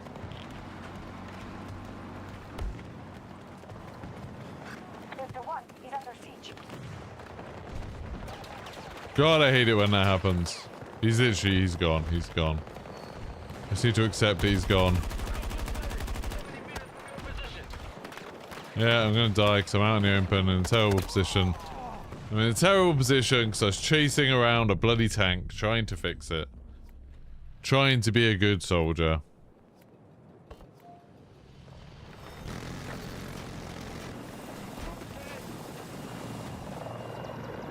I can repair this now. Hey, wingman ribbon. I'll get wingman ribbons and my supply one here. I'm fixing it.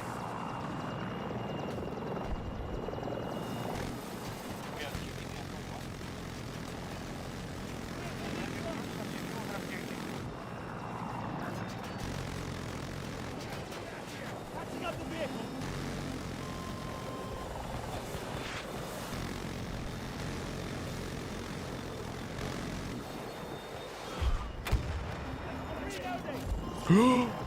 I got that guy. I think I just got a double kill with the rocket launcher. That was sick. Oh, maybe just one kill. But still, that was sick. I'm kind of amazed that worked.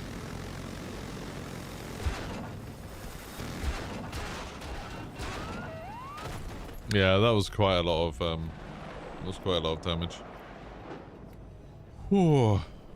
Oh, the round is about to be over. It's so hard to get a lot of ribbons.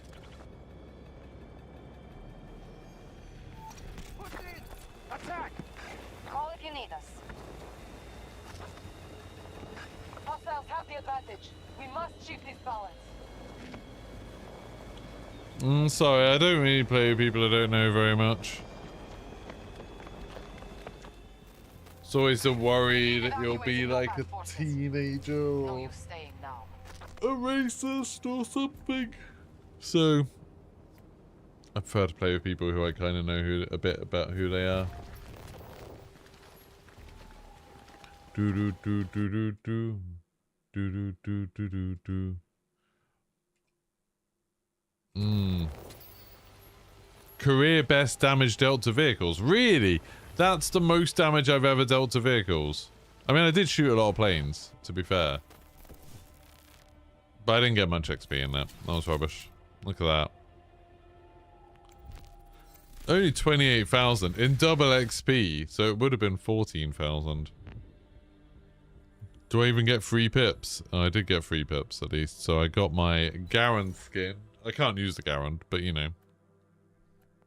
Got the skin. Do. Did I finish my wildcat damage getting? Oh, nice. I got a skin for it. A special minigun for it. I quite like the stuff that I've got on it, to be honest. Right, what was I trying to do? That. Yeah, I still need loads more damage with the wildcat. Loads more. Kills on infantry of air vehicles. Actually, I got quite a lot after I was in the support seat of that helicopter, so that's not too bad. How am I mean, I've barely done any of this. How am I doing towards the ACR? ACW, sorry. I need 41 more kills. That's quite a lot. Whew. Who even is online out of people I know? Bods. I don't know if they're actually playing. Two Angry Gamers.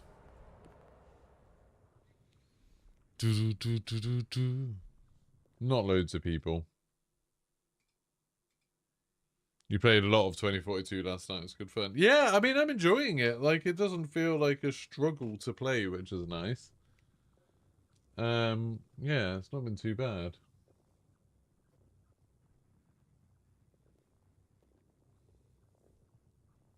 I'm probably not going to play loads today. You know, it's still a bank holiday and my wife's off. I kind of want to have some time away. But I'll play like a little bit more now. I'll get another game or two. And then tomorrow we'll do the new missions. And that'll be nice because then we'll get loads of progress done in this. I can't remember how many things we got done before. Just from doing the missions. I think that pretty much took us up to getting the first reward, so like 8 or so. So if I get 1, 2, 3, 4, 5, 6, 7, 8, that should at least get me the new gun. I do want to try it. I haven't actually seen a Warthog yet. No, not really, Mark. We went to the gym together this morning. Went to the gym 3 times in the last week. Trying to turn it into a routine. It is a bank holiday. Yeah.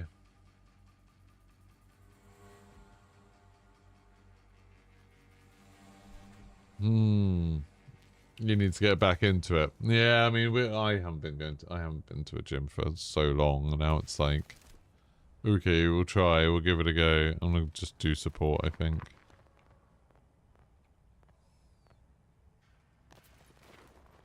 Might try being Falk, shooting people. We joined one of those ones, you know, it's like the gym group. I can't remember what this one's called, but it's like £16 a month.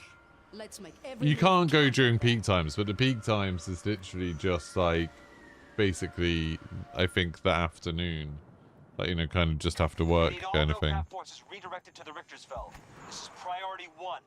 Claim the rocket fuel facility and the machine inside. And if you see the saboteur known as We don't have a pool or anything at ours. It's very much like gym machines. But that's kind of all I want. Like, I just want like a rowing machine and some weights machines really. Command out.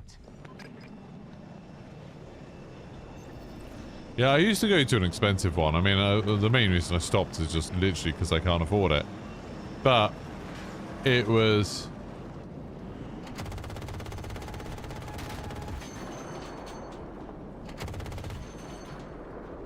Where did it go? I don't even know where that one went. That stealth jet. The enemy has taken sector It's being appropriately stealthy.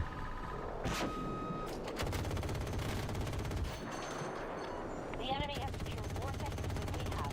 Remember your order. Oh, someone's at the door, I think. Sector Bravo is ours.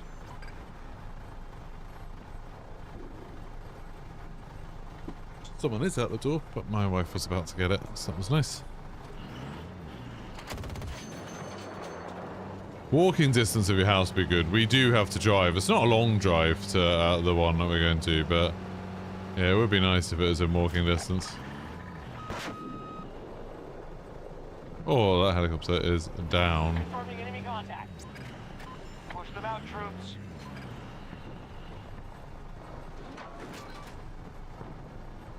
Right, sit here and then shoot people as they fly over. That's my plan.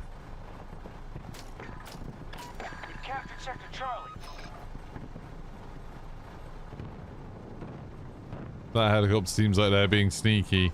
Majority of They're sectors flying under our low. control. Support package ready to drop. I feel like I'm wait. Oh, that jet just got wrecked.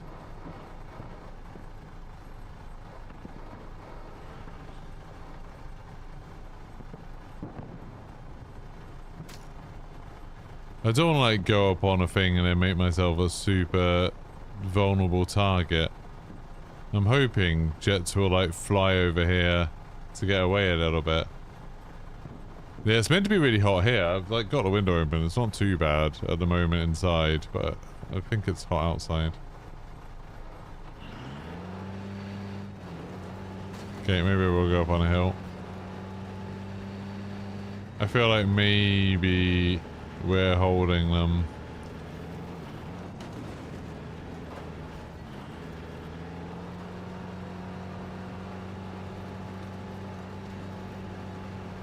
If they have air vehicles, I think maybe we are causing too many problems for them. I literally haven't seen an air vehicle for ages.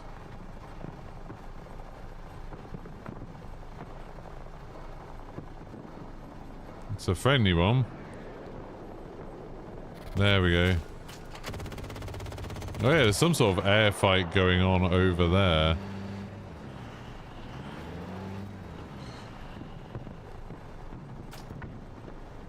Is that another wildcat? Don't know. Enemy soldier marked. 170 meters.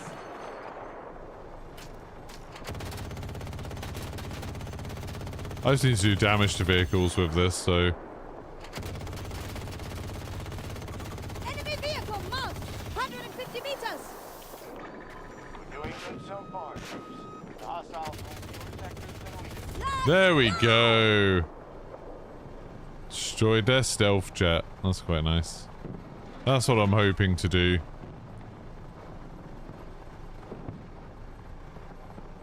And then hoping that they get brave and try to do something with a... Oh, I got damage this flat. Like bring an Osprey or something in. You're under a heat warning for 7 days? That's crazy.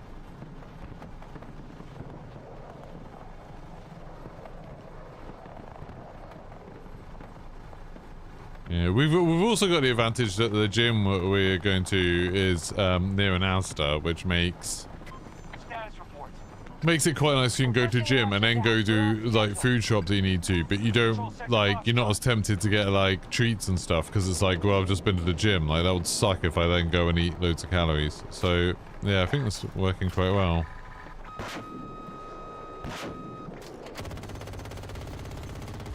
I don't know what I just destroyed.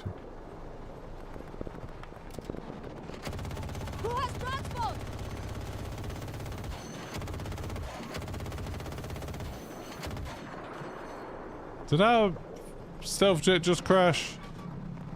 That looked a bit like they crashed, but I don't know. I don't think that person knows how to fly. It's always more fun in Battlefield when you see people doing stuff like that, like people are learning how to use all the vehicles. Nearly every sector is now secure. Oh man, that's the dream, Mark. We do not. Well, we've got a few, but within walking distance being like half an hour walk each way, which isn't, you know, perfect. Infantry troop, 250 meters away.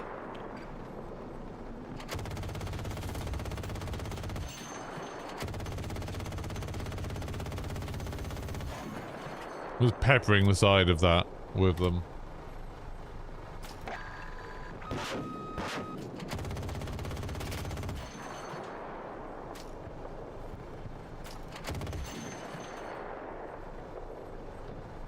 Is he just spiraling up? Sector Echo secure. All objectives are under Is he our control. stalled?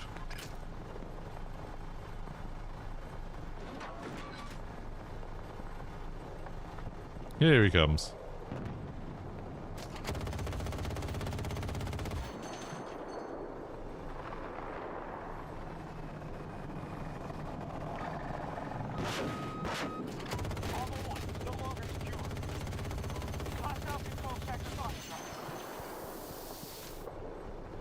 What is he doing?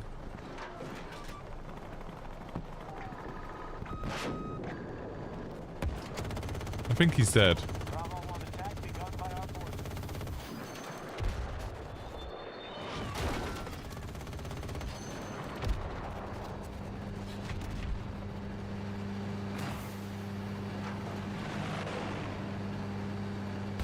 Oh, scheiße!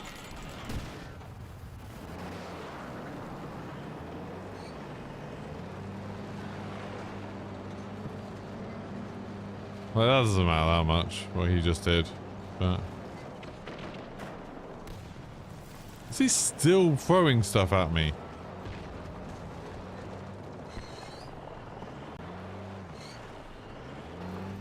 We have locked down Sector Bravo.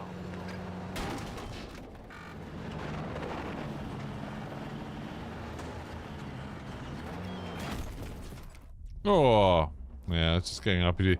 That was the problem of going up on the hill. It made it a little bit easier to see stuff, but...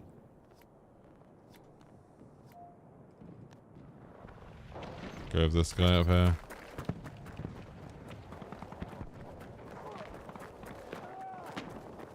Can res him if I need to. I have eyes on an enemy helicopter 200 meters away. Lifting to control Alpha 1. Whoa, okay, I think those people dropped behind us. Alpha is ours. That was a bit sneaky.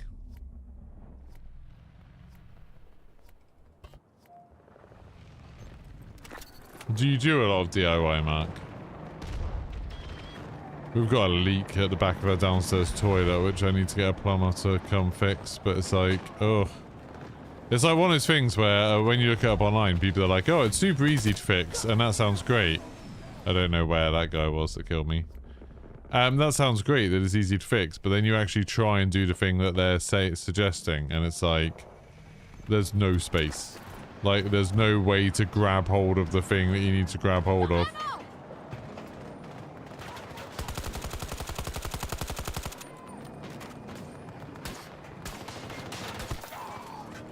I got you! Just took Sector Echo. Shaking them up. Best guess, we're halfway home.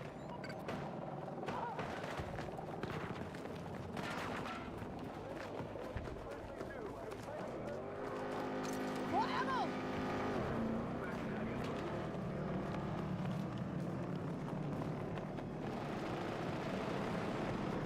Hostile spotted at Alpha 1. Caulking the bath is one thing I actually did do. I didn't find it so bad. I did caulk the bath. I was quite happy with that. It went okay. It hasn't leaked, and I did it quite a few months ago.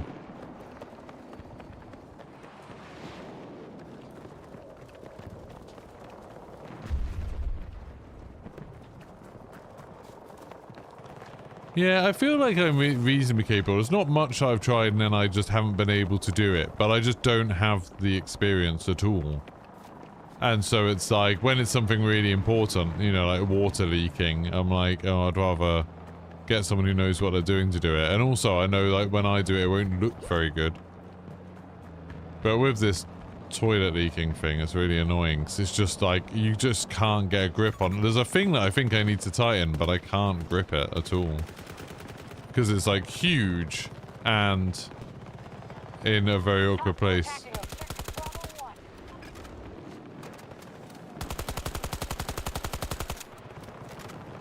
It's the tiniest bit of vehicle damage. Here, ammunition. Forced bailout. Was that forced? I don't think so.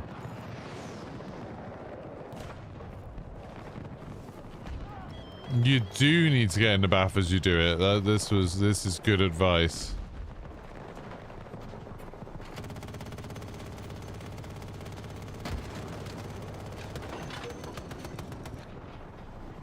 This is good advice.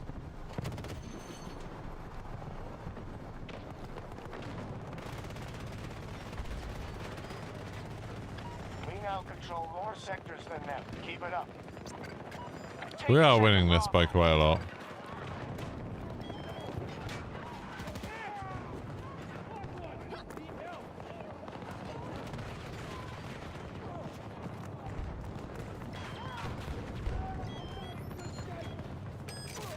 Found a pulse!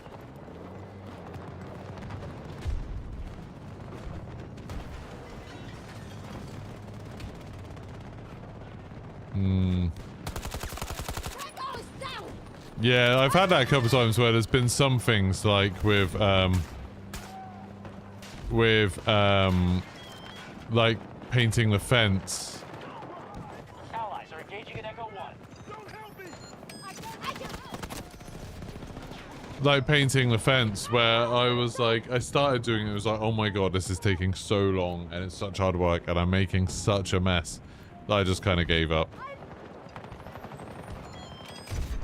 Just hold on! I can help! Well, this is cool, isn't it?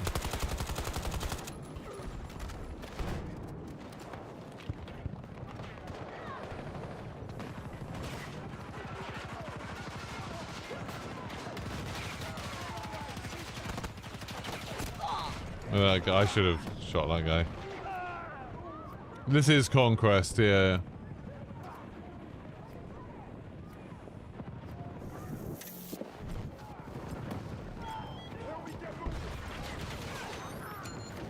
I can help you!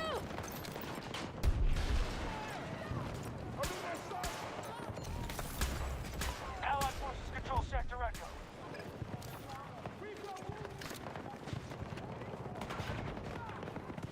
We have majority control of the sectors. Ammunition!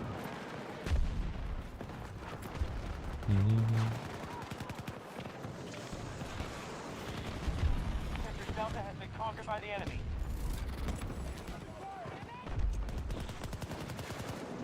Now, if the job gets done.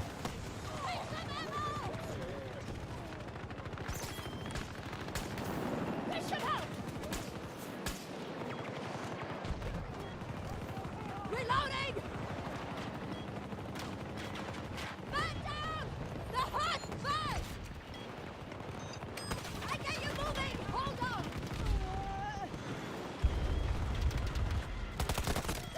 God damn it.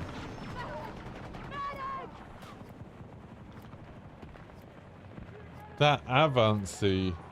What's the Avancy? Breakthrough seems too hyperactive. Yeah, I quite like Breakthrough a lot of the time. I'm just playing Conquest now because I fancied a bit of a change, really. I do like Breakthrough, though.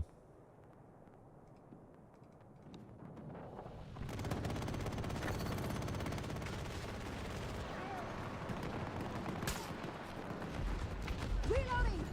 Cover me!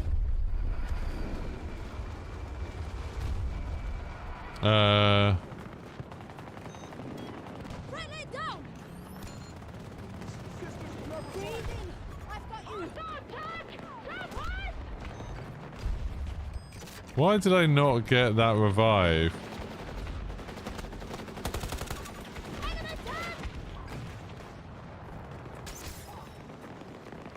That's ridiculous. Enemy forces attacking Echo 1. Conquered Sector Delta. Ugh. Oh, it's an MG.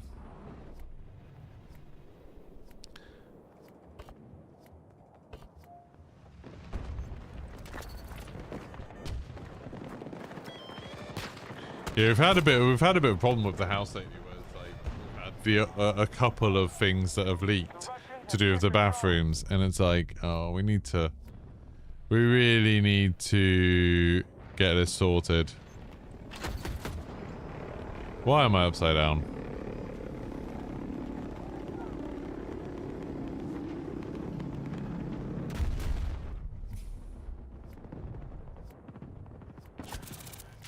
Yeah. Relatively newish. Lots of plastic pipe fittings, I think, over time have just got a little bit loose here and there. Defend here! Kind of We'll monitor sucks. you from here. I need transport! Okay, bye. Disregard last. Yeah! Here we go. Their forces are dwindling. Another sector has fallen.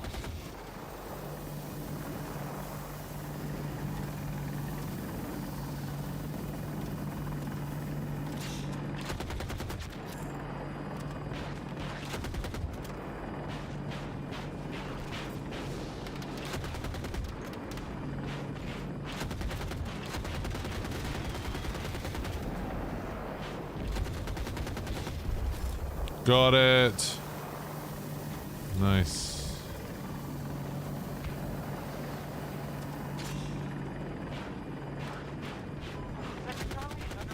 Check the left side! Well, this isn't good.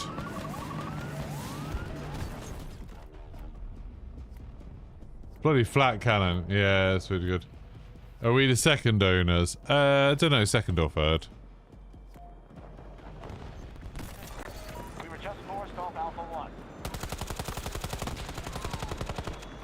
I'm reloading!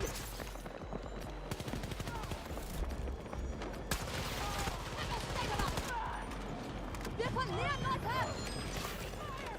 I'll get you up!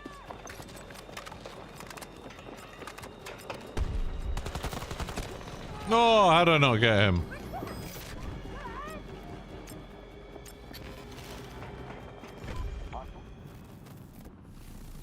Well, we won. I didn't do well in that, but it's okay.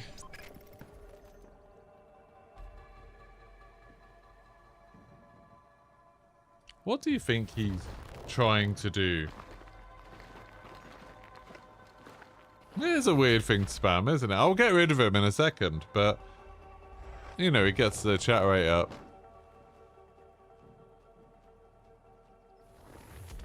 Oh. Okay, bots. I was kind of curious to see where that was gonna go. I am, yeah. I am from the UK. Do. Bod spoiled that fun quick.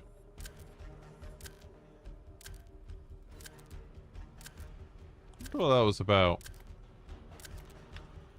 Like, he didn't even spell battlefield right. For something that you're copying and pasting, you'd think that'd be an easy thing to, like, spell right. Very odd. It's not a job, I don't pay him.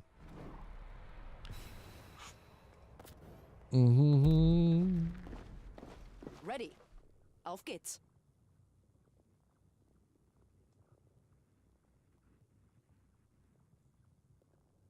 I don't really mind the spam too much when chat's relatively quiet anyway. It keeps the chat rate high.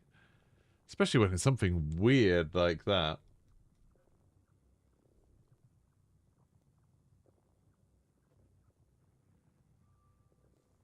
Yeah, I wonder what he was hoping to do. Like, talking about a game that doesn't exist. I don't know. I mean, is that just a Tommy gun? I don't know. Don't know what it was about, and now we'll never know.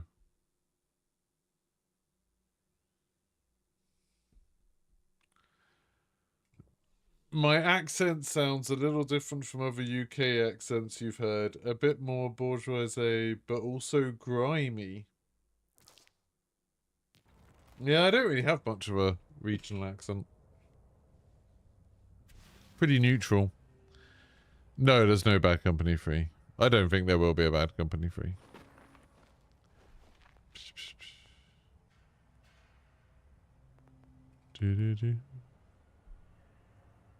That is a weird comment. You know, it's like schools aren't back yet, are they? Be ready and be decisive. I mean, you say, yeah, I've lived in East Anglia all my life, so if well, except for like a couple of years where I lived in London, but even then, technically we're in Essex. If I haven't got it yet, I don't think it's going to happen, to be honest. I think this is it. I think this is just my voice. Your assistance will be remembered and rewarded. If 40 years ain't gonna do it, I don't know what will. Boom. Well, this doesn't fill me with confidence that he's driving backwards. Apparently I sound bougie.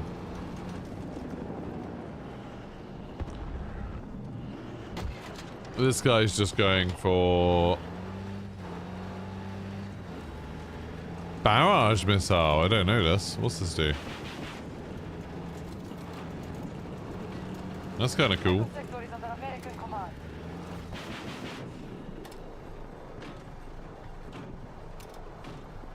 We are losing the battle. They hold more sector.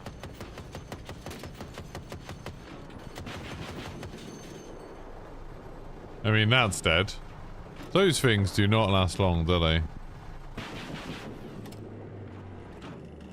Apparently I sound bougie. I wish I had the money to be bougie. Control Bravo sector.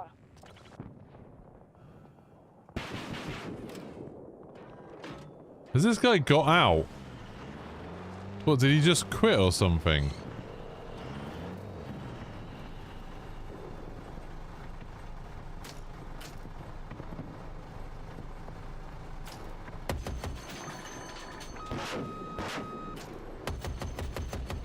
You're in trouble, mate. Yeah.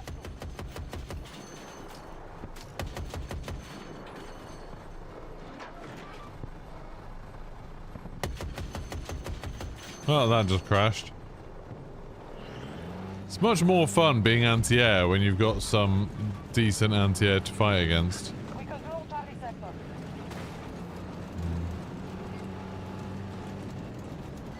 I just don't have that much of an accent, you know, like there's a little bit of dialect in the way I pronounce some words, but nothing crazy.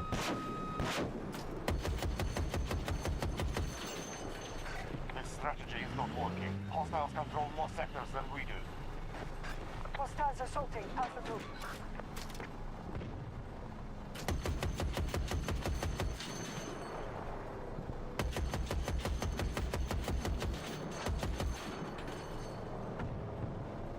Someone gonna chase him?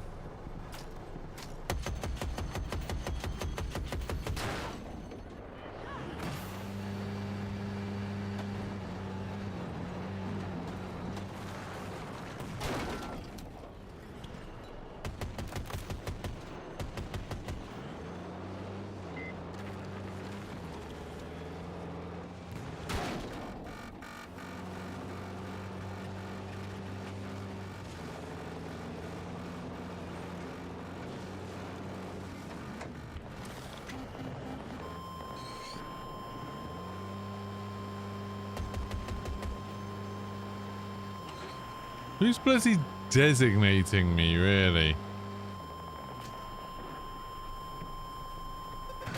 Oh, scheiße! Alpha 2.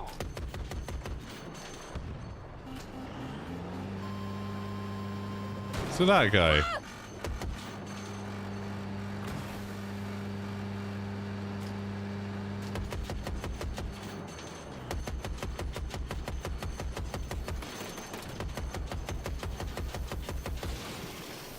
We hold all of Delta sector.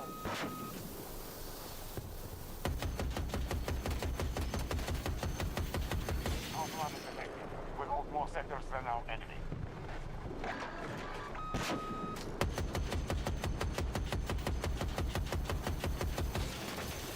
There we go. Oh, he dumped his flares. That's kind of interesting.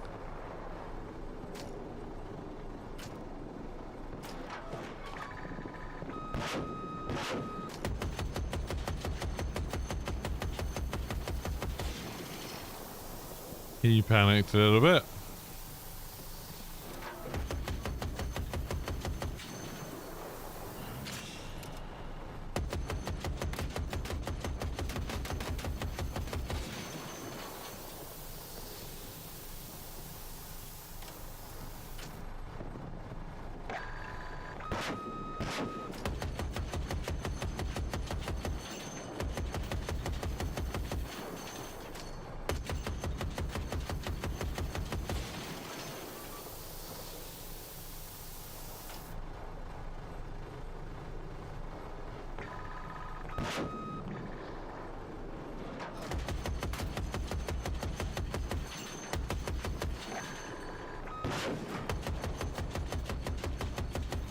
How did I disable his engine? I clearly didn't. That engine is clearly not disabled, as he showed by accelerating away from me.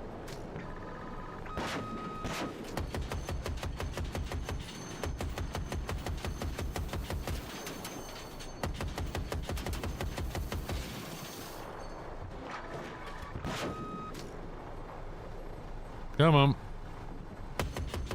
Oh, that was clever.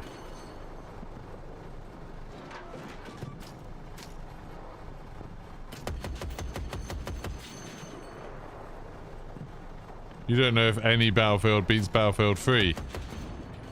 I mean, I guess I prefer Battlefield Bad Company 2 for sure to Battlefield 3, but I can understand people liking it.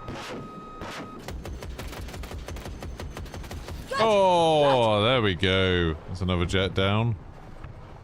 Excuse me. Spotted a hostile tank. Long range. Hang in, Mike. American forces will take every sector if they are not stopped. We're taking significant losses.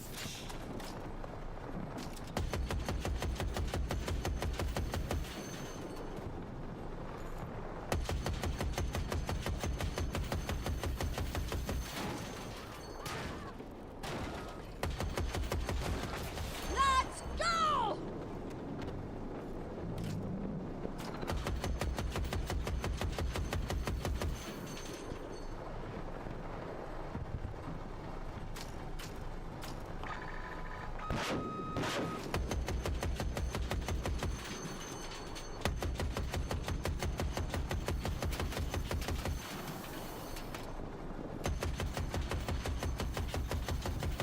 All sector is held by our troops.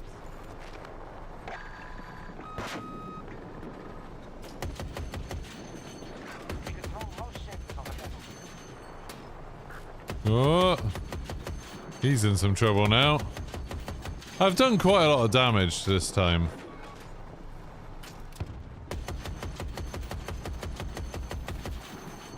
Oh, he's falling down a cliff.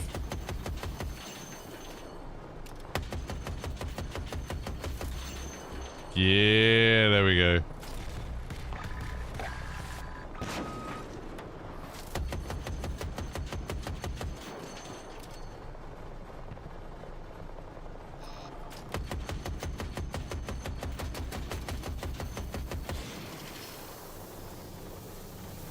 Sucks to be you. You like that campaign? I can't remember any of the Battlefield campaigns at all. I don't remember the Bad Company ones having more like chatty bits, but I don't really remember them. They control all of Bravo sector. That looks like he just quit.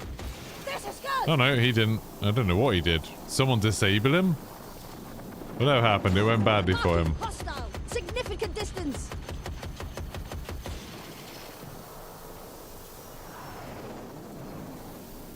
I need to do wildcat damage. I've done quite a lot. What's the best way to level up the free battle pass? I'd just play the game. You can do a load of boring stuff if you want and go into special portal maps to get lots of XP where people are just grinding in a corridor, blasting each other to smithereens. I personally am quite a big fan of just playing the game. There's no air vehicles at the moment. Oh, yeah, there is.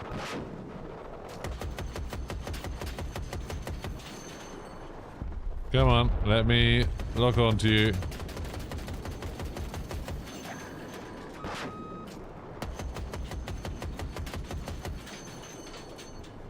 I don't know if that just landed or what, but that did not seem good for them.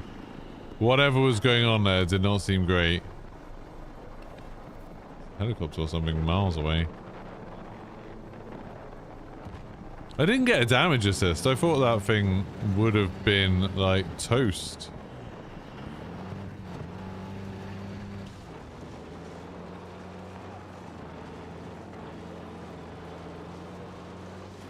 Just gonna go like to a different area. Bravo sector secure.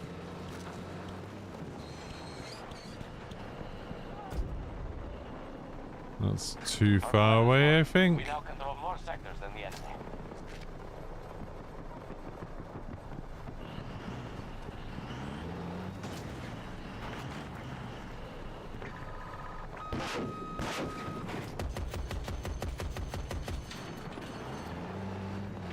Oh, there's a...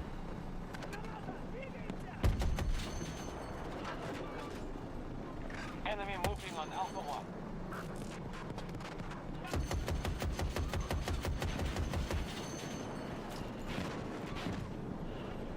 We have lost half our resources. Why is shooting me?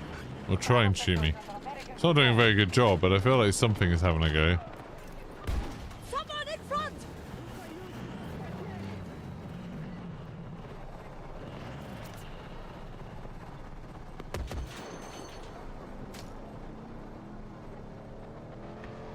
Can I lock onto that jet? No, it's too far. Maybe that's what was chasing me. Alpha 1 is no longer ours. They can't really use their air vehicles while I'm here, which is quite nice.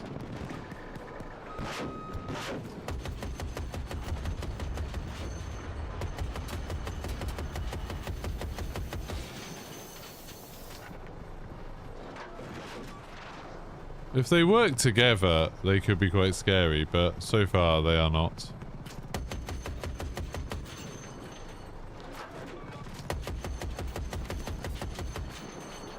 That jet coming back round. He's waiting so long for his bloody flares to come back.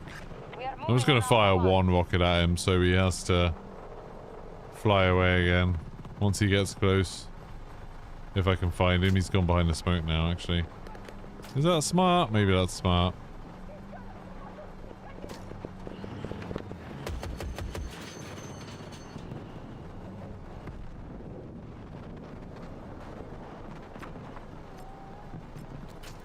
Move to cover!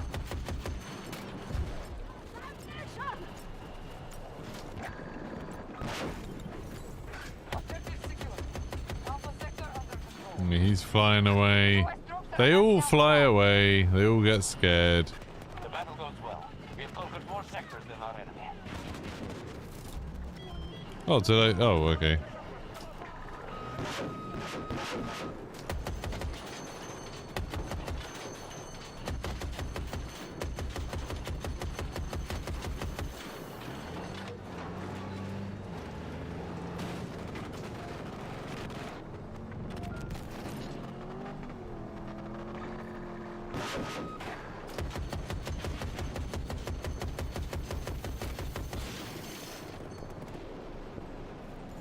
Nice.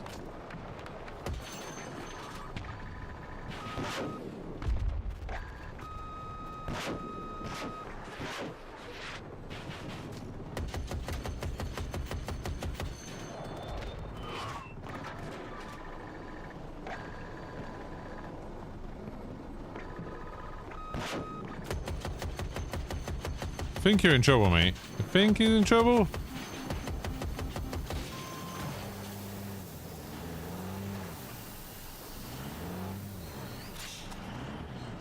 Don't know.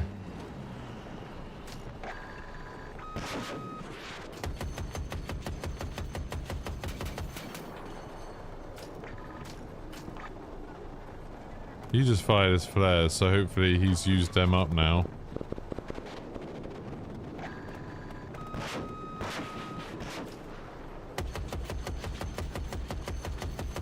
I fired 2 rockets at him. Is he just dodging the rockets?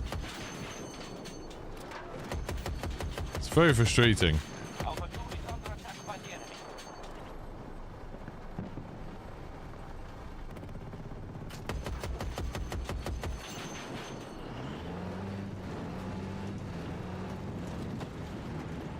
Location revealed. What's my favorite Indian dish? Dunno really. I'm very basic. I don't know loads about Indian food, so I like sort of bolties and jalfreezis. But that's probably not a very cultured answer, is it?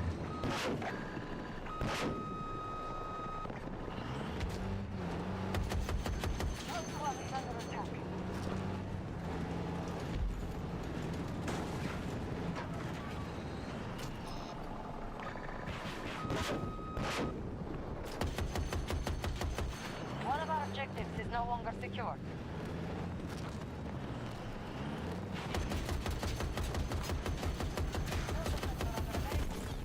Whoa, yeah, we were dead. You've never heard of a Bolty or a Gel Freezy? Maybe I'm pronouncing it wrong. The chutney chase with the poppadoms. Yeah. There's loads of murals. That's nice. As long as they're good murals and not like, you know, the bad murals. They hold more sectors than us. We must alter our strategy. What am I doing? Yes, some ammo!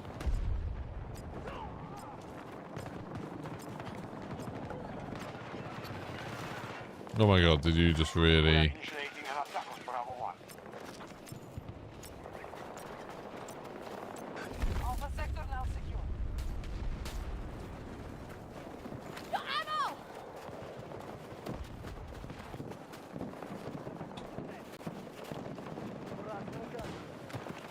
Well, I want to heal you, but it's hard. Yeah, I'll give you ammo in a second. There you go. Ammunition. That just exploded.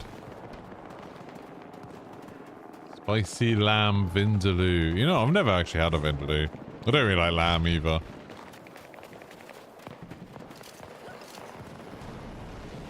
Hostiles have secured Charlie sector. Is that dead? One of our objectives Don't know. is under attack. This is a very close game. They control more sectors than we do. We must counterattack.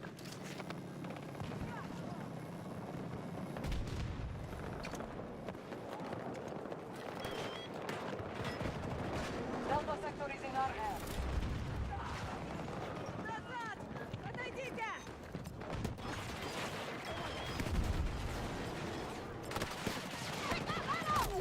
Ooh, dead.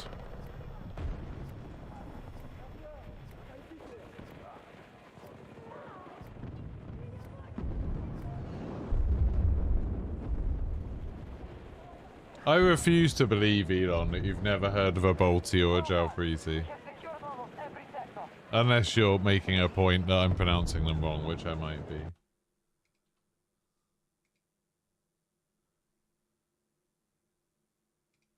God, I'm getting so many spam emails. So many spam emails.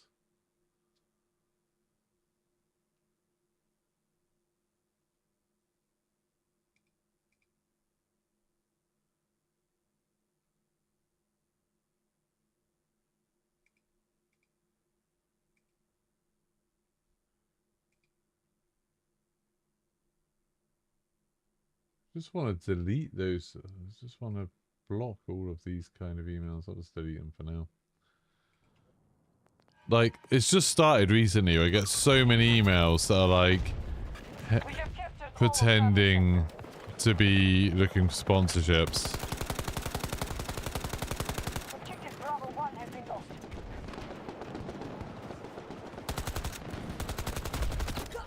Ooh. I'm doing terribly in terms of kills. How many kills have I even got? 6. You only know tikka masala, not tiki masala, and vindaloo. Okay. They've secured all Yeah, Alpha sector. Bolties and Jalfreezys are good.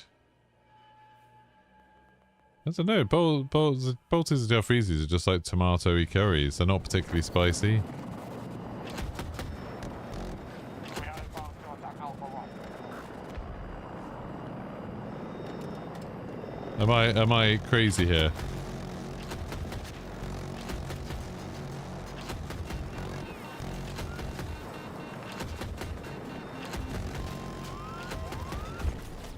Wow.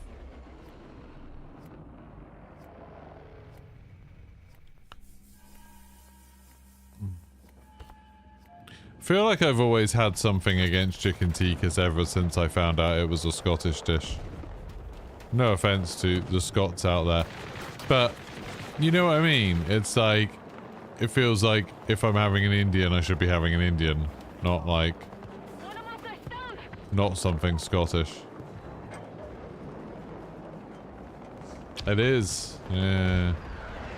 Bolties from Birmingham. See, I didn't know that. Now you've ruined Bolties for me too. One of us is down. We now hold Bravo I get you sector. moving. Hold on.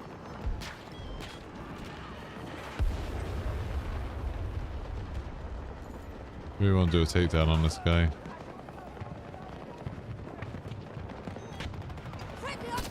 Oh, that snipe. That was a good snipe. Well, now I found out Bolty's from Birmingham. You've ruined that for me.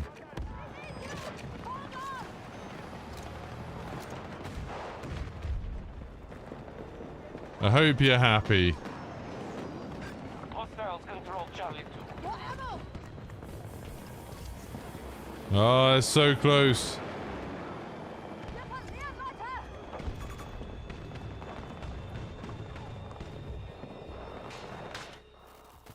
No. Oh, 0 to 14. No use staying now.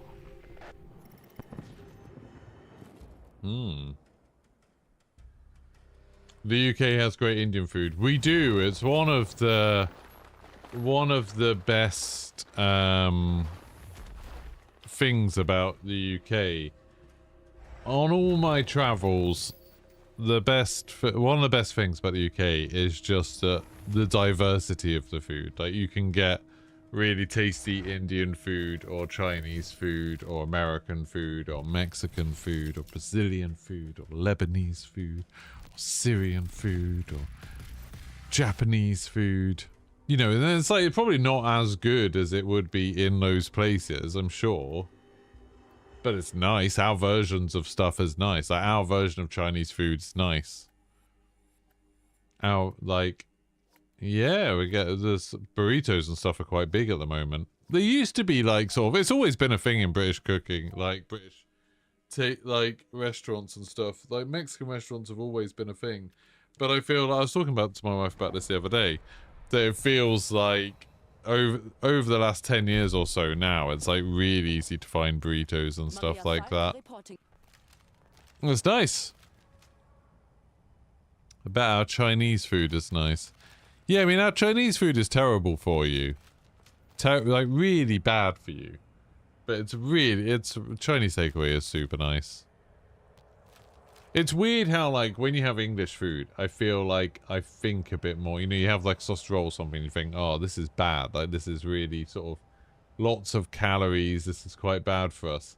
And then you have, like, something that's like, oh, this is Mexican food, or this is Chinese food. And it's like, oh, it's fine. It doesn't matter.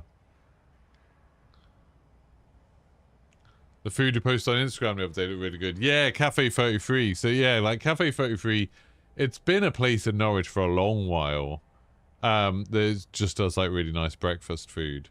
And then like, I don't know how long ago, like maybe 2 years ago, they opened up, there used to be a Mexican place in the park in Norwich, in Chapelfield Park. And about 2 years ago, that eventually changed to a burger place during COVID, and that was a bit rubbish. But then Cafe 33 opened up a second location there. And it means, like, there's loads more space inside. You can sit outside if you want. It's not that expensive. It's really nice. Very casual. Have I ever tried agua chilies? I have not. Let's have a look at it. Agua chilies. What is it? Shrimp and raw fish fillet submerged in liquid, seasoned with chiltepin peppers, lime juice, salt, slice of cucumber, and a slice of red onion. Raw seafood dish. No. I'm not the biggest fan of seafood. I don't mind it. Like, I feel like the last few years I've enjoyed more seafood than I have previously. But I don't often order seafood when I go out places, unless I go into a specific place. Unless I'm going to a specific seafood restaurant. It's very rare that I'll order seafood.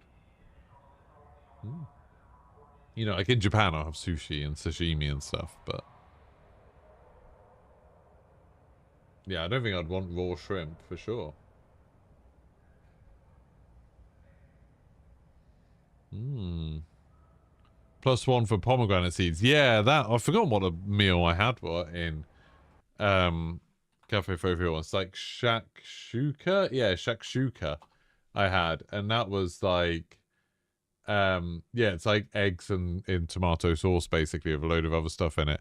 But it was like it had pomegranate seeds in it, and that's quite unusual for a breakfast to have pomegranate seeds in like a tomato sauce. But it was really, really nice. You know, it tastes exactly like you'd expect it to, just like a bit of a fruity kick on it. But I'm a massive fan of that. You know, I like pineapple on pizza. I like, like we were talking about mango chutney earlier, I like mango and stuff. I like dishes where you have just like something fruity that kind of cuts through the other flavors. I always think that's nice.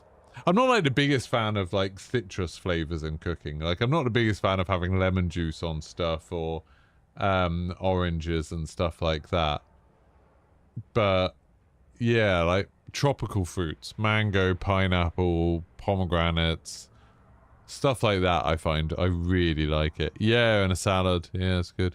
Even pear, actually. Like sometimes you have pear and stuff, and that really like often surprises me of how tasty it is.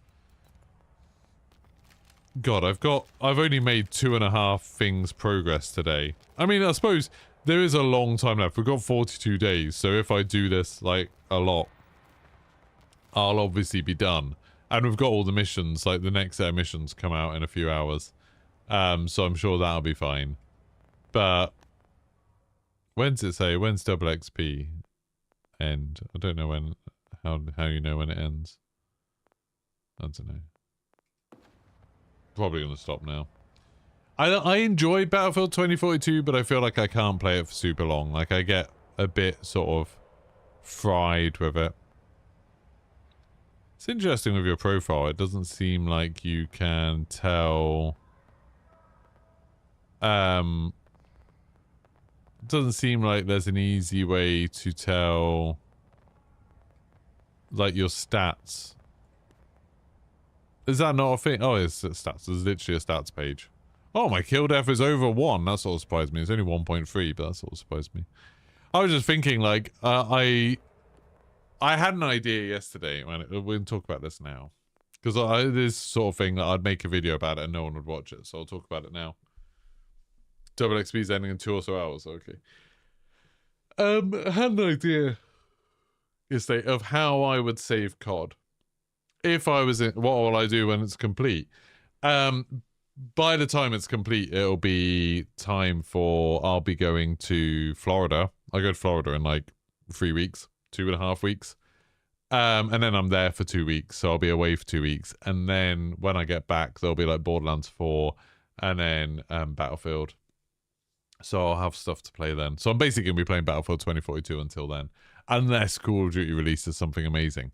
But anyway, this is my idea, right, for how, if I got put in charge of Call of Duty as a brand, how I would save it. I would quietly put all of the studios on the next project.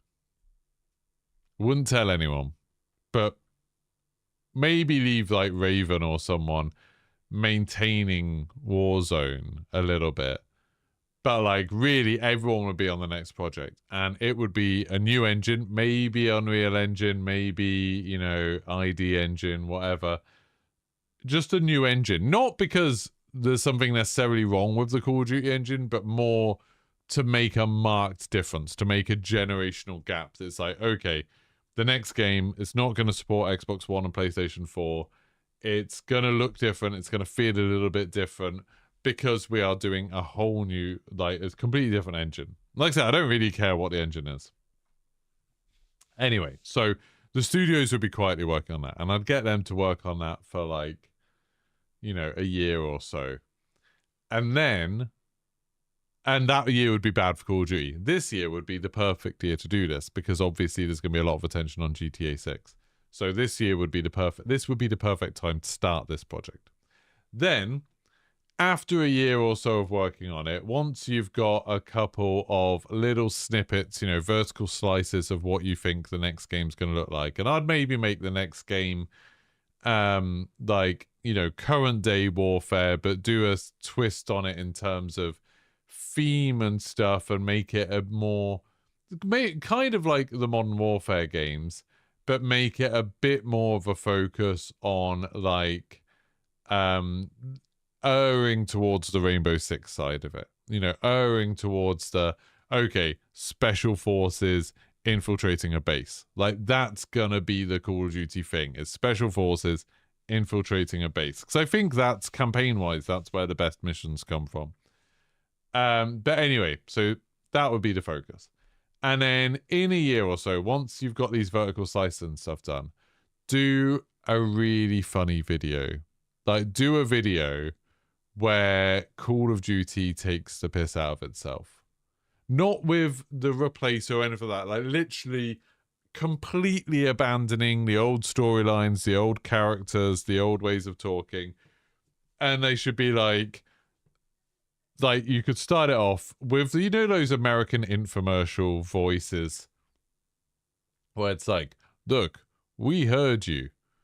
People are sick of cheaters in games, and then show some bad cheaters, you know, show some of the cheating in Warzone. People are sick of like playing against people way beyond like, maybe say even like people are sick of, don't necessarily skill-based matchmaking, but be like, we like, again, people don't want to get like destroyed by sweats in every game, and then show people like doing crazy stuff, and be like, people want a more grounded experience, and then show people doing stuff where they're like flicking around, stuff like that, and just go through a load of the common complaints about Call of Duty and be like, we get it. Like, we get these are the things that are wrong with Call of Duty. Be like, people don't want these like cartoon skins, and show like, you know, Beavis and Butthead crying in the corner or something like that. Like maybe the weapons and attachment system got a little out of hand, and then show like just how many weapons and how many attachments there are right now, how that fashion screen, and just like really do a self-deprecating funny trailer that is just head on, being like, yeah, we get people didn't like these things. And then, like, you know, maybe some people didn't like having like a million battle passes and cosmetic stuff to do like that.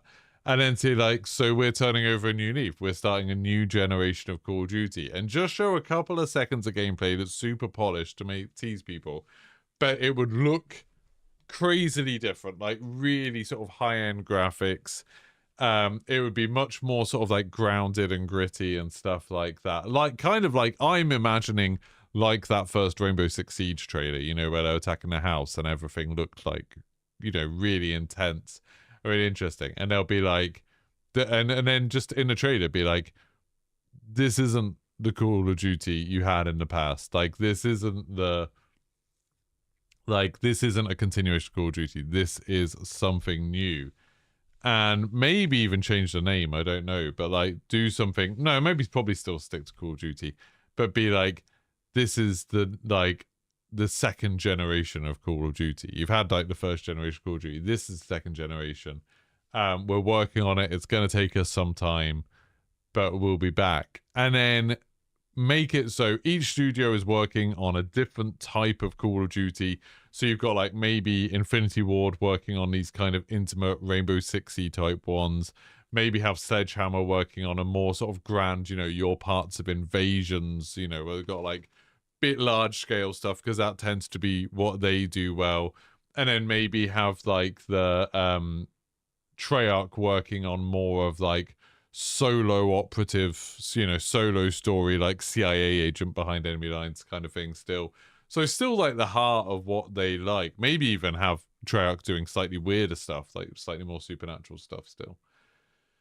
But like completely new franchises. Like, this isn't Modern Warfare, this isn't Black Ops, this isn't whatever. This isn't Advanced Warfare or anything. Just like completely new franchises, new characters, new systems, build it from the ground up. And just like really sort of draw a line in the sand and say, okay, we're doing something different. I like, to me, that would get me excited in Call of Duty. I'd be like, oh, I'm really excited to see what they're doing. I'm really excited to see what they can do on a new engine, what they can do when they're leaving behind all of the operator systems and the weapon systems, the gunsmith, all of their old game modes and everything like that. And if they're literally saying, yeah, like, we've had this, that, and maybe even hire another company to do like a sort of remake type thing, just, you know, something like Call of Duty Online that Russia used to have a sort of anthology game come out in the interim and be like, okay, we know some people love those old games, so we're going to make a game that is basically the movement and everything from like Black Ops 2, but like with maps from Modern Warfare and Black Ops and some of the other games, and have like this sort of free to play live servicey thing that is separate, that is just like old Call of Duty, you know, Call of Duty the first generation, but then the new games are like really a sort of complete leap forwards and they do something different. That would be cool to me. Yeah. If I was going to have an influence from previous Call of Duty games, which ones would you take things from? I would try so hard to move away from it. I genuinely think they would be better off moving so far away. It's like, I know everyone has their ideas of like what is Call of Duty. And to me, the Call of Duty is the responsive movement and shooting, but then applying that to lots of different like war eras or war situations. Like, I don't think they should go down the vehicle route. I don't think you should really have vehicles in it outside of, you know, scripted bits in the campaign. And I don't think they should try... I think they should maybe move a little bit away from, like, some of the things that I think have caused problems for Call of Duty, like score streaks. I think they should move away from score streaks. Because score streaks are just inherently, they're giving an advantage to a team that's already doing well. It's like, it just makes the game less interesting. And move a bit away from the maybe sort of some of the competitive aspect of it. And just be like, oh, okay, we want you to feel like you're in a war movie.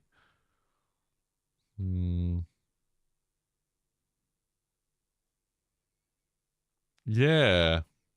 Self-deprecation is the British superpower, really. I don't think they'd ever switch to a 2-year cycle, MP Hammer, just because they make so much money from the game releases. Like, so much money.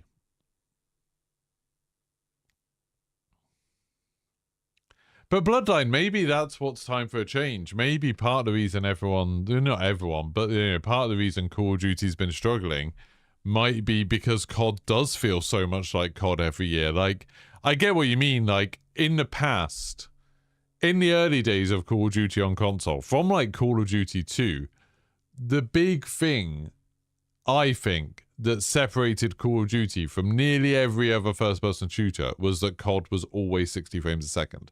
Like, COD was always 60 frames a second, regardless of kind of what was going on. And that made it feel a bit snappier and a bit tighter and everything like that. And then I think some of the weirdness to do with the engine, like head glitching and sliding and slide cancelling and like bunny hopping and stuff like that, all of that stuff kind of came out of mistakes with the engine, and people started identifying that with Call of Duty. But I think they could just go back to that core of, okay, we want it to feel like responsive. You know, this isn't going to be super slow or anything like that. You know, you're not going to be necessarily even like going prone or like sticking to cover. You wouldn't want stuff like that. You wouldn't want sticking to cover. You wouldn't want going prone, which are both things that you can do in Call of Duty right now. But anyway, I feel like don't have that sort of point of friction in it. But other than that, just go back to the drawing board with Call of Duty and be like, okay, you want guns to feel good when you use them and feel like punchy and powerful, which is something I think COD's lost a bit. And you want to make sure that it's running at 60 frames a second on console.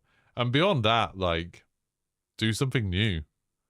I definitely think there's a place for a game. I think Siege is really interesting. That, like, I think there's a place for other games to be like Rainbow Six Siege,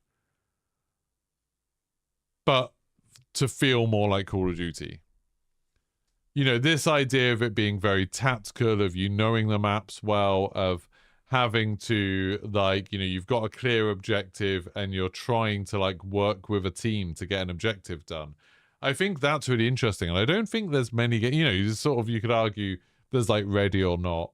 But there's not much else. And I think something like Call of Duty, so you're moving away from, like, Siege is very much nowadays. There's a lot about, like, the gadgets and a lot about, like, builds and counters and stuff like that.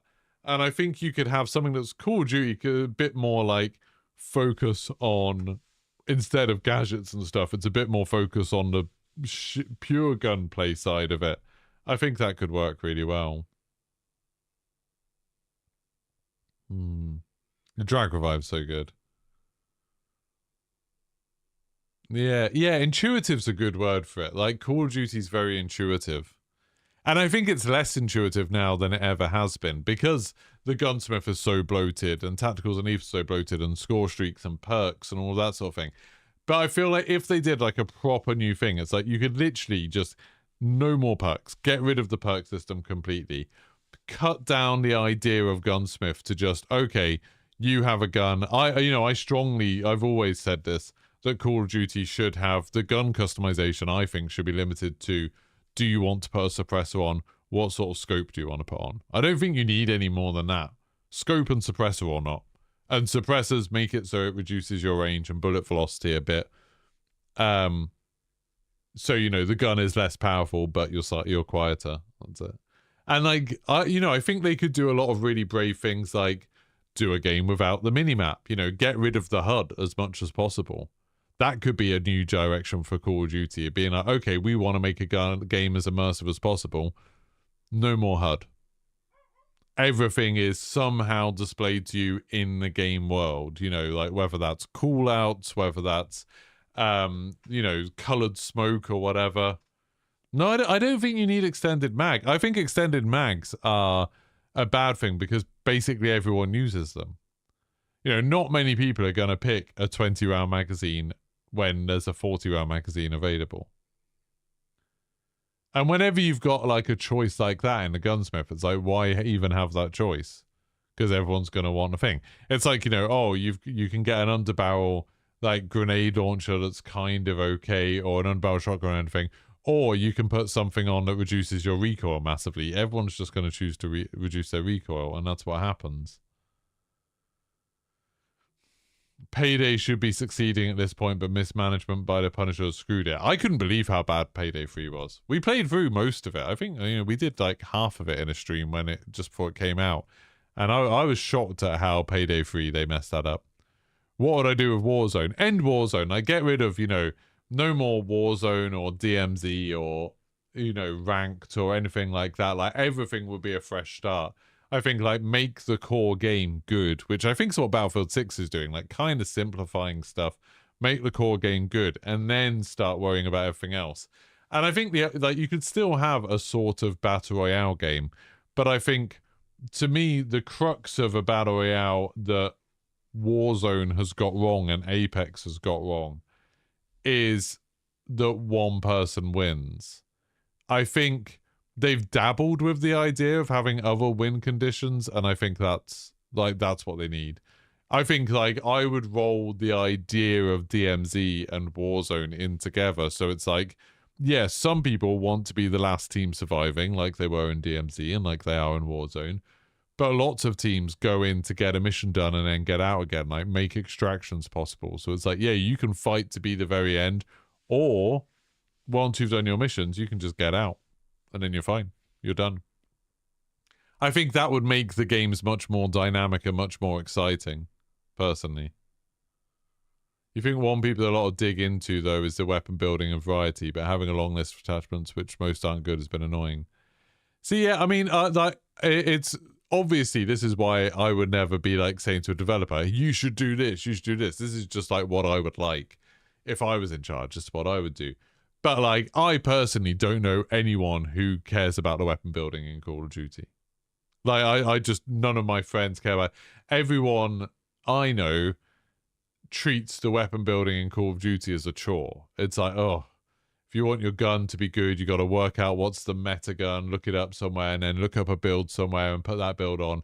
And then some attachments you won't have because you haven't leveled up your guns. Then you need to, like, either waste time grinding something out to level it up, or you need to just come up with something that's not as good as what other people do. It's just an annoyance. Whereas, like, the system that I think my friendship group enjoyed the most was in Blackout, where you would land, or like PUBG, you'd land, pick up a gun, and then there's some attachments you'd hope to find, but you generally wouldn't, so you'd make do with what you found. So, like, the guns never come with attachments. then you might find, like, you know, you've got a sniper scope and it's like, oh, I've only got you've only got a sniper rifle, but oh, I've only got a red dot sight. It's not that useful. But then, like, oh, I managed to find a sniper scope. This game, I'm going to be sniping. That sort of stuff I think is much cooler.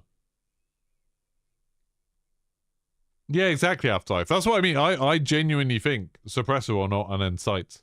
I don't think you need anything else.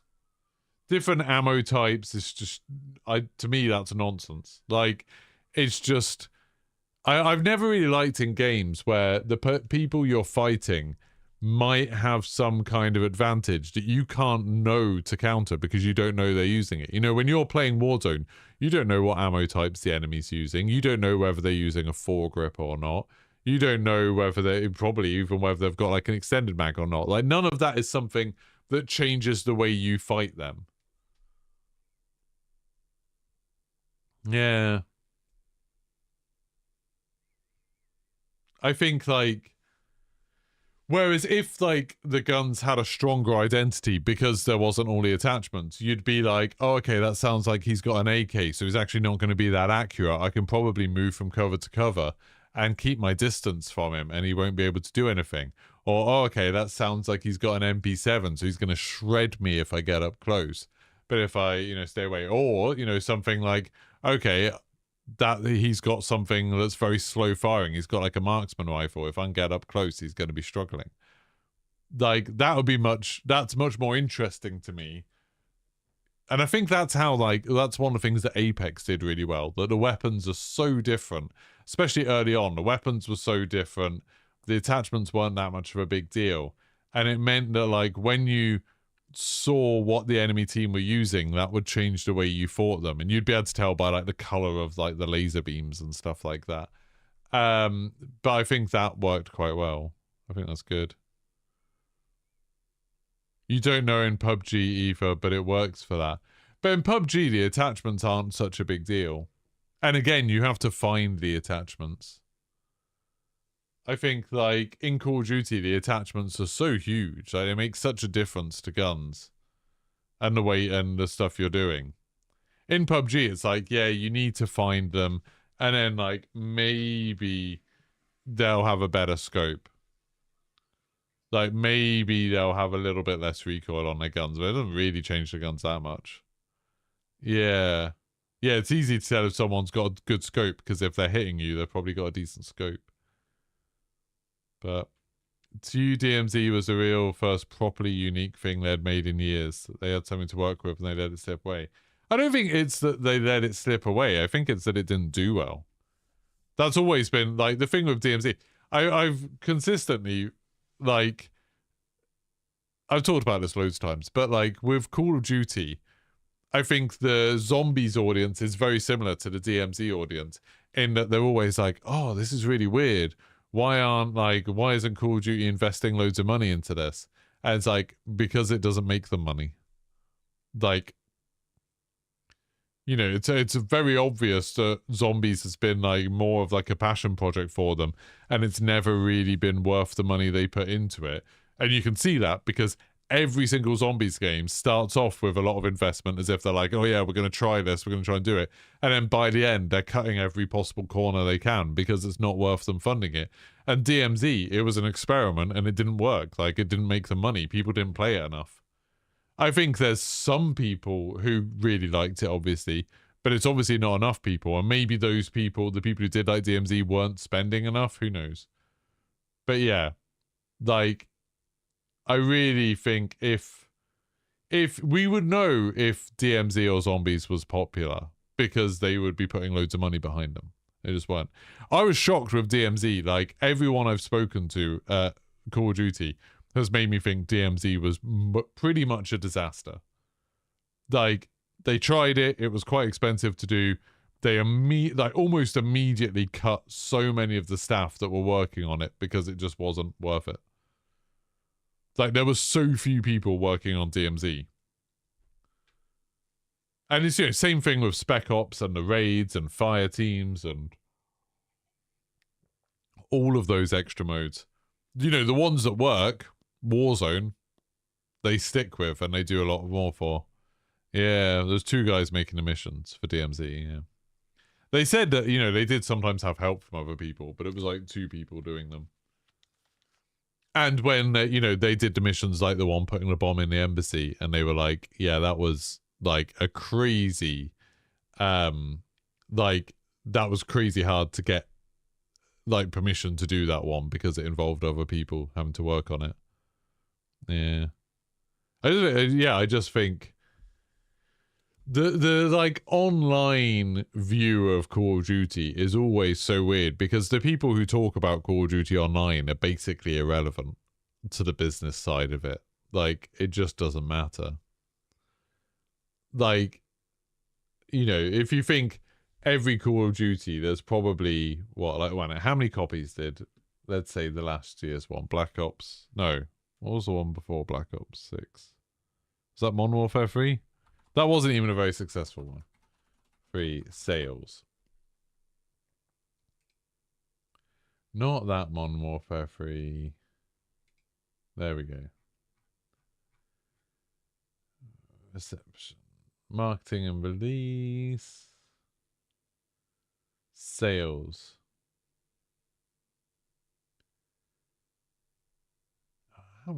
How many copies does Call of Duty sell? How many copies does Call of Duty sell? So hard to work out.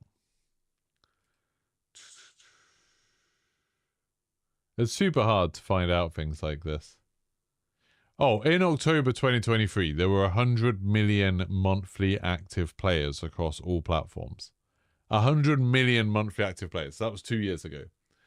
So if you think 100 million active players, so that means some, you know, the number of people who play it at least once a month, I guess.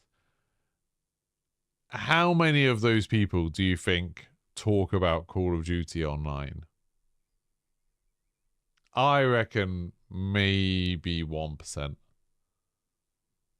Like, I think that's like the online Call of Duty community, I reckon, is probably about 1% of players. 1% of Call of Duty players. Yeah. Like, it's just irrelevant. It just doesn't matter. Why then was Modern Warfare 2 one of the best-selling games of all time, and what did they do right there that they didn't do right with the games after? Was it one of the best-selling games of all time?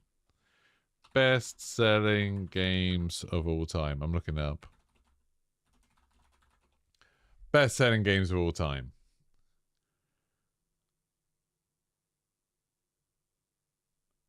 I'm trying to find Modern Warfare 2 on this list. It's not the best-selling Call of Duty game.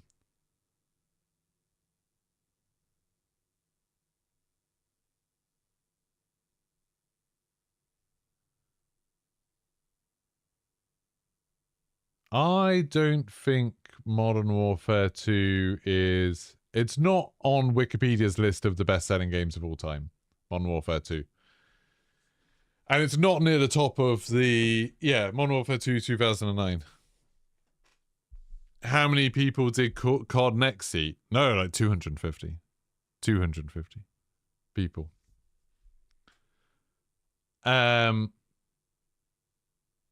Yeah, Modern Warfare 2, I don't know how many copies it sold. How many copies did Modern Warfare 2 sell? It sold 22.7 million copies. Which, just for comparison, like Duck Hunt on the NES sold 28 million copies.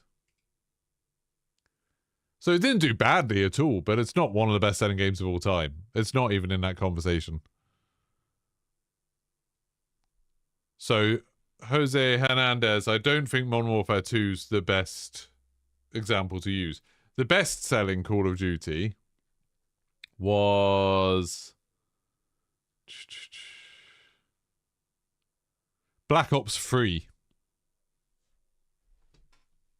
Black Ops 3. So what did Black Ops 3 do? The campaign was terrible. Zombies was pretty good. But yeah, that sold 43 million copies, so nearly twice as many as Modern Warfare 2. I have not tried Go Way Back.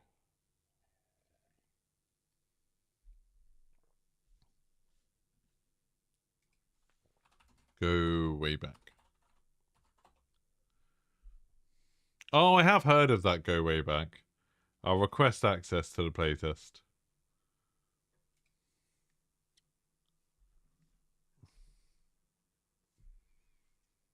Would have never guessed it Black Ops 3. No, I wouldn't have, to be honest.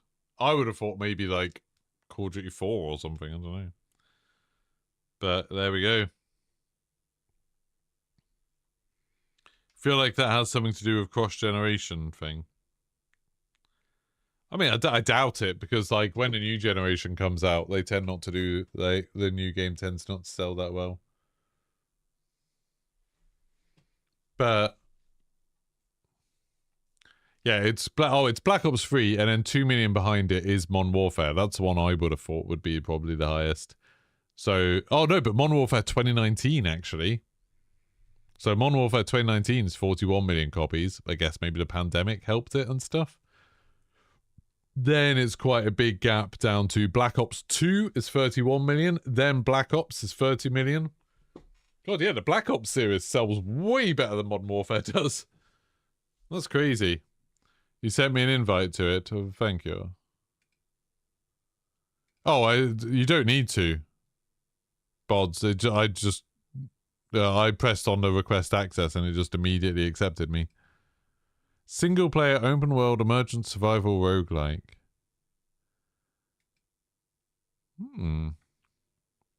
I will download it. Try it out tomorrow, maybe.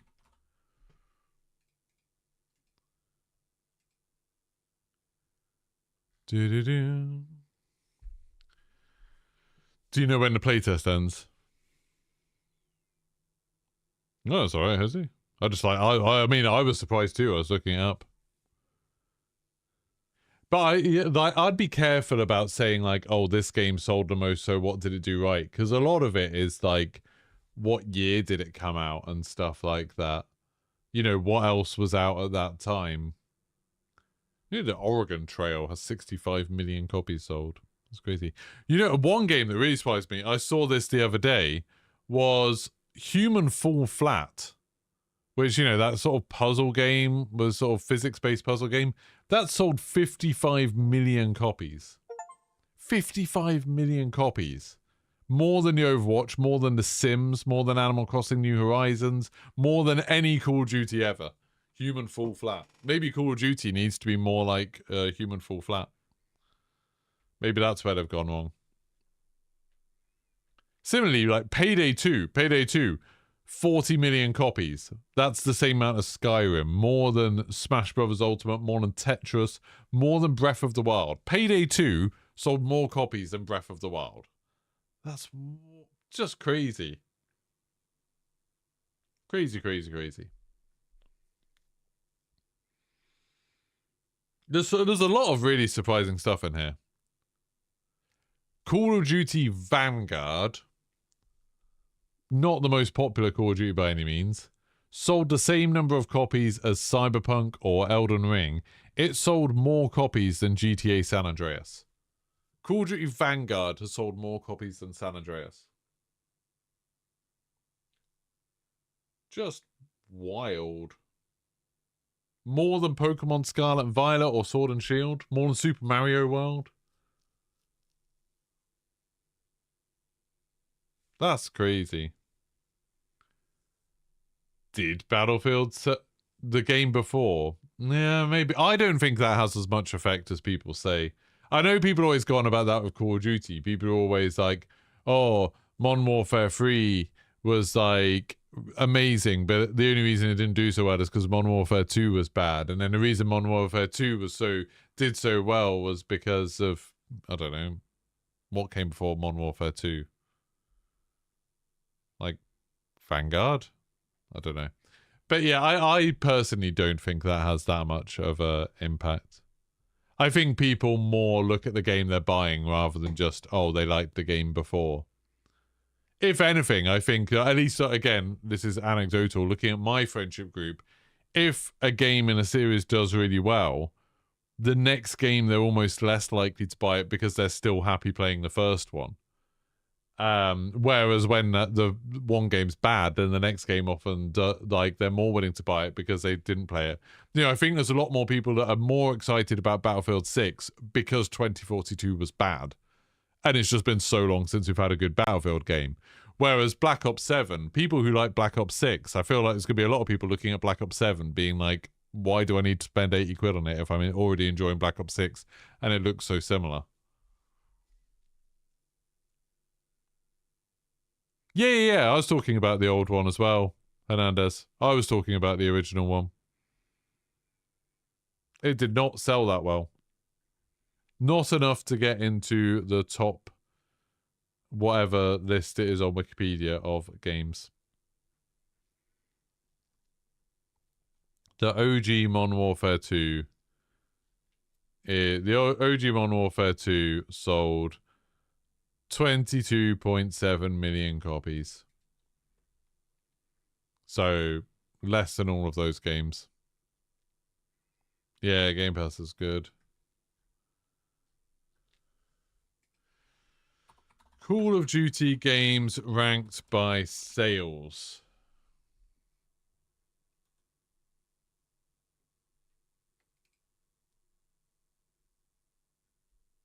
It's quite hard to do because it's quite hard to like get proper statistics for stuff like this. So it's all going to be guessing. According to Screen Rant, at least. Okay, so shall we hear from the top selling? It was at the time the best thing. It definitely wasn't, Jose Hernandez. It definitely wasn't. Modern Warfare 2 came out in 2009. What games came out before that sold more? Wii Sports, obviously. The Sims, Wii Fit, Sonic the Hedgehog, Mario Kart Wii, Tetris, Wii Sports Resort, New Super Mario Brothers, New Super Mario Brothers Wii, Pokemon Gold, Silver and Crystal, Duck Hunt, Wii Play, San Andreas, Super Mario World. That's 14 games that sold better than Modern Warfare 2. 14 games that came out before Modern Warfare 2 that sold more copies than it. It just didn't do all that well. Again, the people who are online and talk about Call of Duty and go on about how much they loved Modern Warfare 2 is like such a tiny percentage of the number of people who play Call of Duty games. Like, it's just an irrelevant number. It's like I was actually talking on my Discord about Modern Warfare 2 because I saw a funny Instagram where someone, I'll try and show you actually because it is funny. About like, I think a lot of people who go on about, oh, OG Modern Warfare 2, it's like, that's the best game. That's the classic game. That's what people love. I think a lot of them didn't play Modern Warfare 2 when it was new. When it actually came out. Here we go. This is... I'll just rewind. Can I rewind it to the beginning? No. This is what Modern Warfare 2 was like.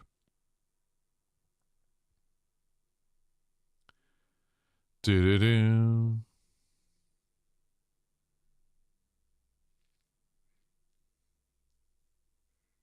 They love the feeling of remembering their life at the time. Yeah, that's the other thing. I think a lot of people who were like kids when Modern Warfare 2 was out, they're like, oh yeah, like Modern Warfare 2 was sick. All my friends played it. I could just go home from school and play it every evening.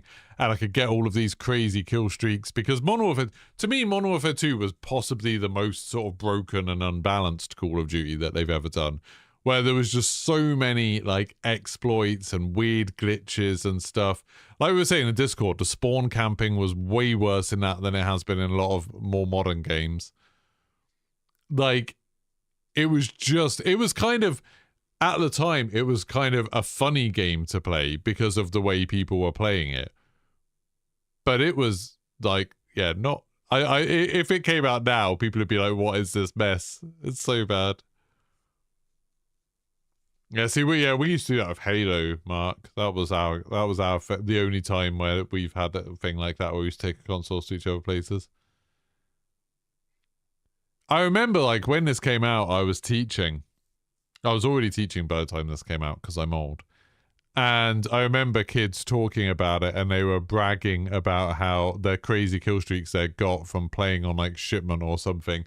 And just because they'd learned, well, they hadn't learned them, they'd read about them online. They'd read about, like, spawn traps where they'd literally just go prone and then just shoot the enemies as they spawned in over and over again. And, like, that was what they loved about Modern Warfare 2. It was just, yeah, it was a very silly game. I'm not surprised it did not sell that well for Call of Duty standards. It was a meme. I mean, yeah, the fact you're talking about that, I'm guessing you are too young to have played it when it first came out. Or you were very, very young when it first came out.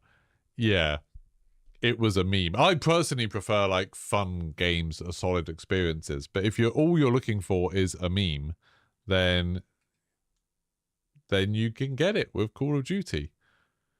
The campaign was all time. The campaign was rubbish. World War II campaign was rubbish. All time, man. You should play some other games. Play some games that aren't Call of Duty, Jose. You'd be shocked at how good it was. Yeah, I mean, that's the thing, Maxka. A lot of people enjoy the games that came out when they're 14. When I was 14, I was playing GoldenEye, and I thought it was great back then. I don't think it's great now. But when I was 14, GoldenEye was awesome. And then, you know, like Time Splitters and Halo 1 and all these sort of games. They were great at the time, but when I was a teenager. But, you know, you get older and your taste changes. And you look back and you're like... And, you know, like nowadays you play... Like, I would say most games are much better now than they were back then. It's just that back then, all your friends played it. You didn't have other things to worry about. You probably didn't even pay for it yourself. You probably had, like, your parents pay for it or something. And so you enjoyed it a lot more then, whereas now it's like, oh, your friends don't want to play because they're looking after their kids or they've got work or whatever. It's harder to find a group of friends to play, and you don't have as long to play it as maybe you used to. Or you feel guilty when you play it because you're an adult, and you feel guilty when you're just messing around with stuff like that. Yeah, definitely, Mark. Right, okay, so let's just, before we finish, this is a list of the 15 best-selling Call of Duty games. This article came out in... what year? This article came out last year, 2024. So, we'll go from the best to the worst. So, number one, according to this list, is Black Ops. The original Black Ops. This is according to Screen Rant, so it's a bit different to Wikipedia. They got their stats from Insider Gaming, apparently. It was Tom Henderson's stupid thing. But anyway, so Black Ops 1, they're saying... Then number 2, and that was with 31 million copies sold. Then Modern Warfare 3 with 30 million. Then Modern Warfare 2019, 30 million. Well, actually, I can just put this on this screen and you can read it too. So you don't think I'm lying. So, Black Ops, 31 million. Then Modern Warfare 3, 30 million. Modern Warfare 3 was, I distinctly remember, that was when people started being like, oh, like every Call of Duty is just the same game. I remember people really not liking Modern Warfare 3. Like when it came out, the general gameplay gaming community seemed to be very much like, you know, like critics and stuff like that were very much like, oh, this is what Call of Duty is now. They're just going to keep releasing the same game every year. And people did not like it. But yeah, I think that's what led to, you know, like Advanced Warfare and Infinite Warfare and all stuff like that. So Modern Warfare 2019 makes sense. COVID, Warzone, all of that stuff. New generation. That was good. Black Ops Cold War 4th. That's crazy. 30 million. Again, lockdown probably helped a lot. Vanguard 2021. Kind of shocking. I mean, bear in mind with these things, with these 3 games being so high up, it's also partly, I imagine, because gaming's just bigger than it was. You know, there's more people playing games now than there was back then. I bet you're excited about the new Fallout TV series, MP Hammer. We're going to, in a couple of weeks, we're going to Halloween Horror Nights at Universal, where they're going to have a Fallout maze, which I'm very excited about. Thank you very much for the $10. That's very kind of you, Jose. Whoop. No, well, I'm doing the wrong thing. There we go. Thank you very much. It was very kind. So then Black Ops 2 in 2012. Then Ghosts in 2013. Ghosts is a really funny one. They're like, I remember at the time people slating Ghosts. I know now people still look back and slate Ghosts. I still think it was pretty good. Like, the campaign for Ghosts was pretty fun. I enjoyed it. You know, as far as Call of Duty campaigns go, it was fine. And I enjoyed the multiplayer. I enjoyed the fact that the maps were a little bit bigger. And I went back and played some Ghosts the other day. We went back and played like loads of old Call of Duty games. And it's like, I feel like Ghosts has held up better than a lot of other games has. I think Ghosts is underappreciated. Then Black Ops 3, which according to Wikipedia is actually the best-selling one, but anyway. So yeah. That's weird. In 2019, it reported 26.72 copies. This is not a well-written article, but anyway. I prefer New Vegas to Fallout 3, but I love New Vegas. Fallout 3 I ruined for myself by going back through and playing it when I sort of rushed through it a bit. I sort of followed the main story and completed it, and I missed so much side stuff. My wife loved Fallout 3, and I think she always sees it as like I just missed most of the game, to be honest. So this one saying Modern Warfare 2 is the 9th best Call of Duty. Then Advanced Warfare. Advanced Warfare I used to think was my favorite Call of Duty, and I used to think I absolutely loved it. I went back and played Advanced Warfare a couple of months ago, and that has not held up well. Whereas Ghosts held up very well, still a lot of fun. Advanced Warfare has not held up well. That is not a good game. So yeah, I was wrong about that. I've always been like, oh, they should do more Advanced Warfare because that game was sick. And now it's like, no, it wasn't. I don't know why I enjoyed it so much, but it wasn't good. World War II, which I really didn't like that game. I bounced off that really fast. Although I did like the Headquarters, but that was like the only thing I really liked about it. World at War, that's probably the Call of Duty game I've played the most, is World at War, just because that's a good thing of, it was the time of my life. You know, I'd just finished my degree, I was doing my teacher training. I think I might have even just finished my teacher training, I'm not sure, or I was doing it. And I was sharing a house with Le Petit Dodo, or the 50-foot snail, who I sometimes play with on here. And so we were playing tons of it, like so much. Yeah, we played a lot of World at War. And we, you know, I got that was probably the Call of Duty game I was best at. So we played a lot of that. Infinite Warfare, I know that was a game that at the time I didn't think I liked that much. Went back and played it. Actually, that's held up really well as well. Infinite Warfare is still a lot of fun. Really enjoyed Infinite Warfare. And then Modern Warfare 2, 2022. Yeah, it says there the exact number of copies sold today. The more recent games, you're going to struggle to get real stats from it because they don't really release stuff like that. Stalker 2 is game of the decade. Oh, I didn't like Stalker 2. I massively bounced off Stalker 2. I enjoyed Stalker 1 when it came out because it was so different and the atmosphere was so cool. But Stalker 2, I just found it annoying to play. I just found everything about it frustrating. And I didn't think the story was very interesting. I probably only put maybe 10 hours into Stalker 2. But yeah, I didn't like Stalker 2. Sorry. Yeah, and I feel like there was so much hype for Stalker 2 before it came out. And then it came out and I just barely heard anyone ever mention it again. You're the first person to mention Stalker 2 to me in quite a long while. Considering it was on Game Pass so everyone could play it. I guess there was some performance issues on PC and stuff, but yeah. I feel like that was a good example of a game where it went for immersion and instead it did that kind of thing that Tarkov does, where it's it just made these weird, arbitrary gameplay elements that are not fun. And they're not particularly realistic. They're just frustrating. Yeah, that's fair enough, MP Hammer. Game of the decade. When or how far back when it will finish this, then I might think about that. Call of Duty 3, that's shocking, because I'm pretty sure that is the worst Call of Duty game ever made.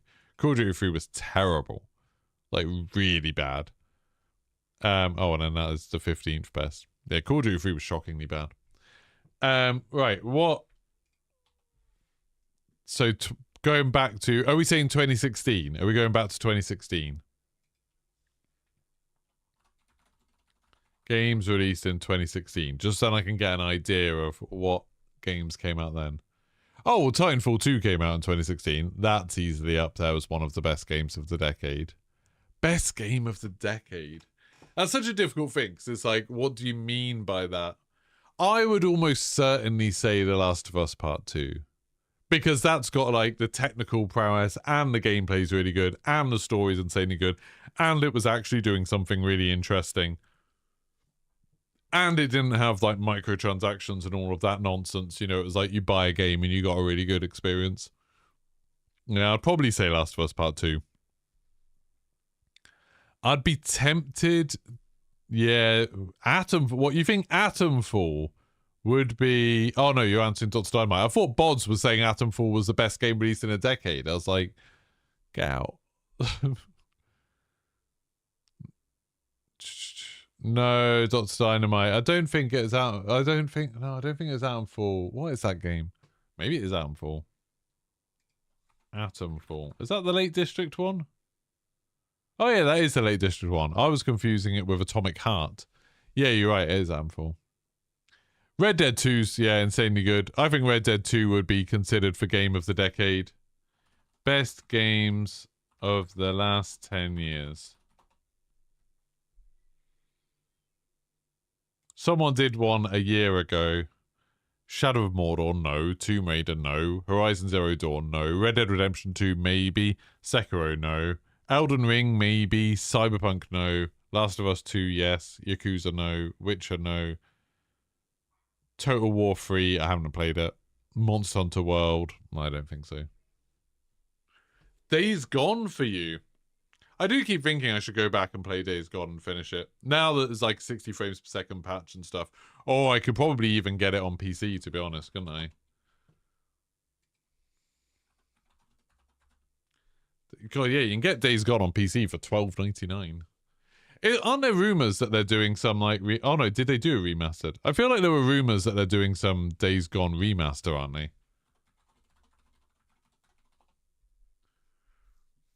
Oh, there is a Days Gone remastered. Does that... does the PC version just already include that stuff? But yeah. Maybe. I'd be tempted to play Days Gone again, if I had time. Horizon is crazy. Horizon's a weird one. Horizon's just like... They made quite a cool world and a cool combat system and somehow managed to make a really boring game. And I don't really know how. Like, I've played through both Horizon games and, like, it took me, like, 3 attempts to get through the first one because I got really bored and stopped the first 2 times. But it's like, there's bits of it that I really like. The first, like, 10 hours or so of the second game, I thought, fantastic. They're really good. But then it just gets really boring. It's like the same problem that, like, Ubisoft games have. Of, like, they give you something that seems like it should be cool, but then what they make you do in the world just seems so boring. It just seems like busy work. You know, it's go here, kill 10 of these. It's like World of Warcraft quests, where it's like go kill 10 pigs, isn't it? It's like that sort of thing. Well, maybe I'll play Days Gone sometime. Dunno. Right now I'm replaying through the Mafia games. I finished Mafia the Old Country. And now I am playing through Mafia 1 Remastered. I'm enjoying it. It's not the best thing ever, but it's fine. It's fine. But best games of the last 10 years. Disco Elysium I'll definitely put up there. Return of the Obra Dinn. I wouldn't say it's the best game in a decade, but it's definitely an insanely good game that gets overlooked. Hollow Knight, I wouldn't say so. Because of the release date thing for Hollow Knight, I reinstalled Hollow Knight 1 to try and carry on. I thought I'd nearly finished it. Turns out I'm 7 hours into it and it takes like 30 hours to complete, so I'm not going to bother. I don't think Hollow Knight's that amazing.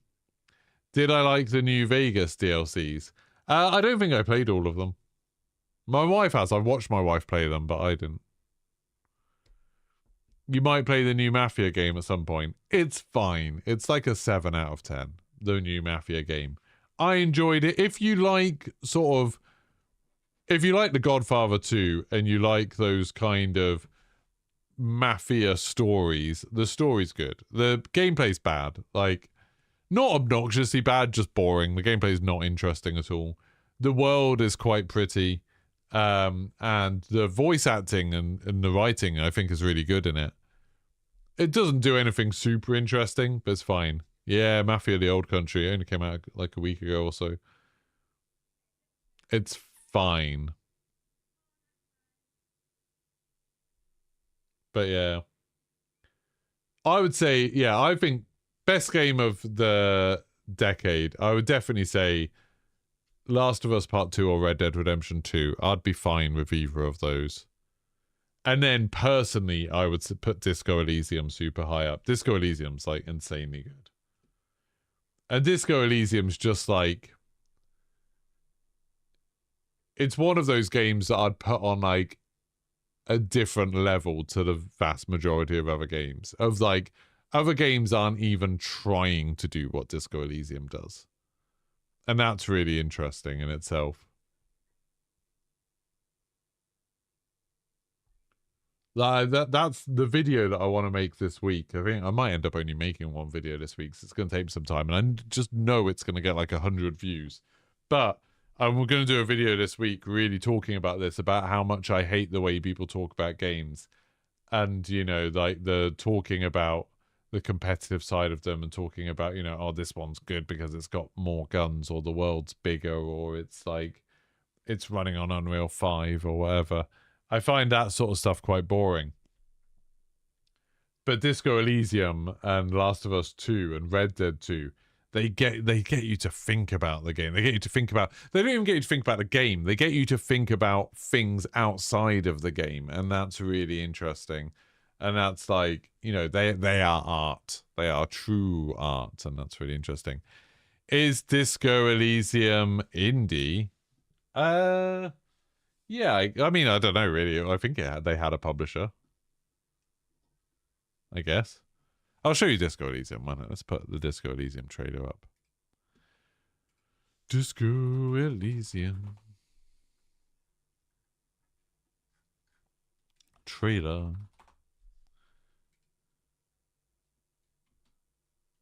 There we go.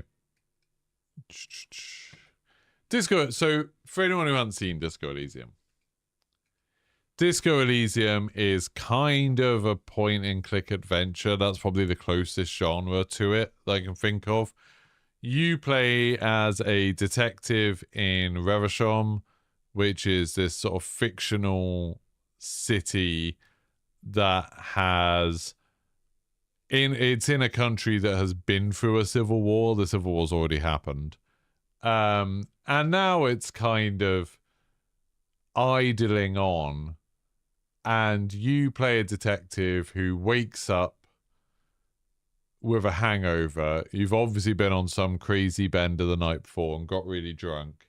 And you have amnesia. You don't really remember much about who you are or why you're in Revachol or how to do your job properly.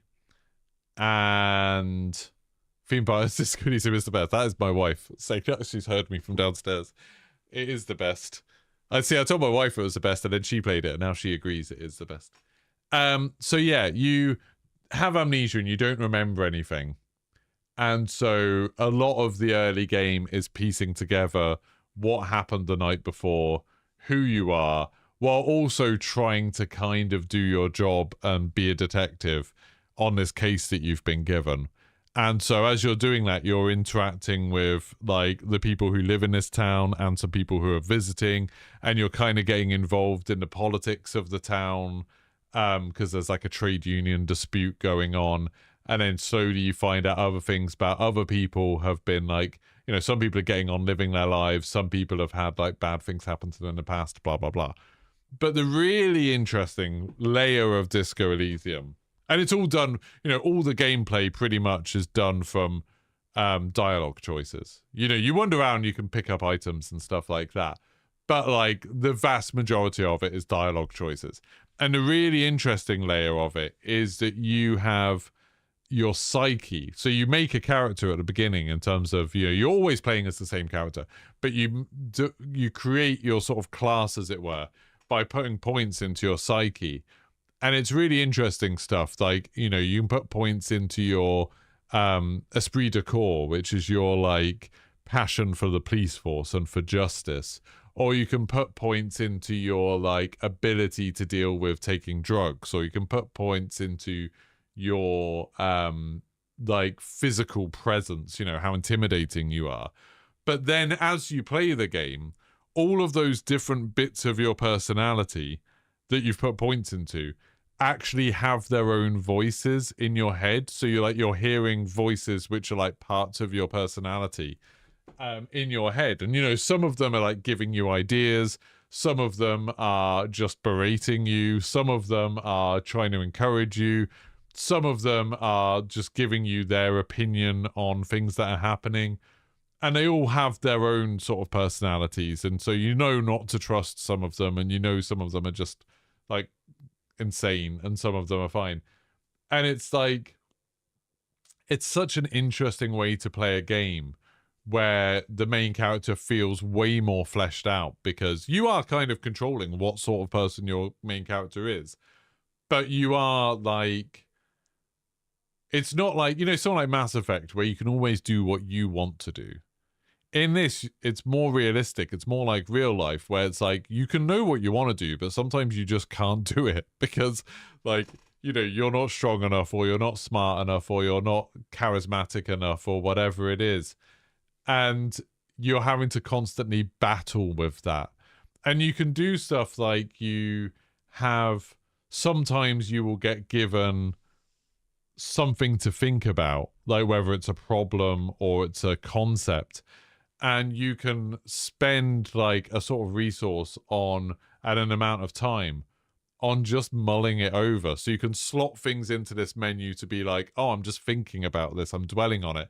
And eventually you'll like deal with it. You'll come to terms with whatever the thing is. And so sometimes that's coming up with a solution to a problem. Sometimes it's just understanding someone's point of view, whatever it is. And that changes the way you approach everyone as well.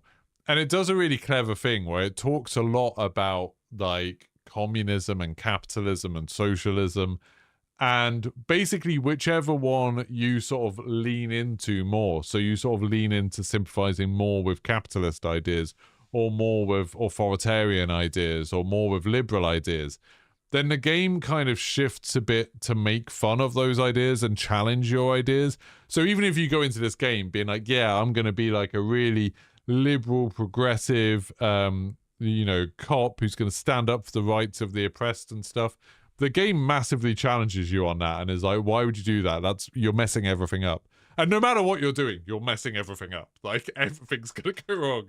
And it's like, no matter what sort of approach you have, it challenges you on that viewpoint. And I think it just does it in such a clever way. And then, on top of all of that, the people who originally came up with Disco Elysium are like this group of people who are kind of artists, and one of them's a musician. And so the music is done by a band called British Sea Power, who I think are now just called Sea Power. But anyway, yeah, the music's done by a band called British Sea Power that some people will know, and it's kind of inspired by the music of one of the guys who made the game. And it's kind of, that's such a part of the tone of it is so wildly different. I'll play the trailer now, I've explained it, but it's so smart. Like, the game is so clever. And like, the worst thing about it is that it will ruin basically every other game for you.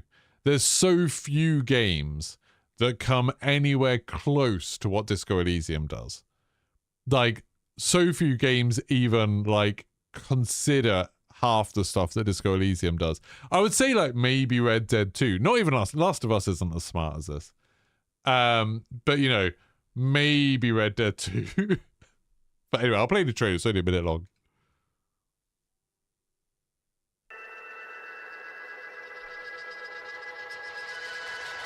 It's got this beautiful art style, crazy characters. In the great city at the end of the world, there's a dead body behind the hostile cafeteria, and a strike that's about to become a war. Precinct 57 sent their finest. Precinct 41 sent you. Prove them wrong, or lose your mind. Disco Elysium, the final cut. Yeah. That's all you need to know, really. It has multiple playthroughs. Kind of. I've never been interested. I've played through it twice. But I wouldn't really recommend playing through it more than once. I don't think that makes it that much better.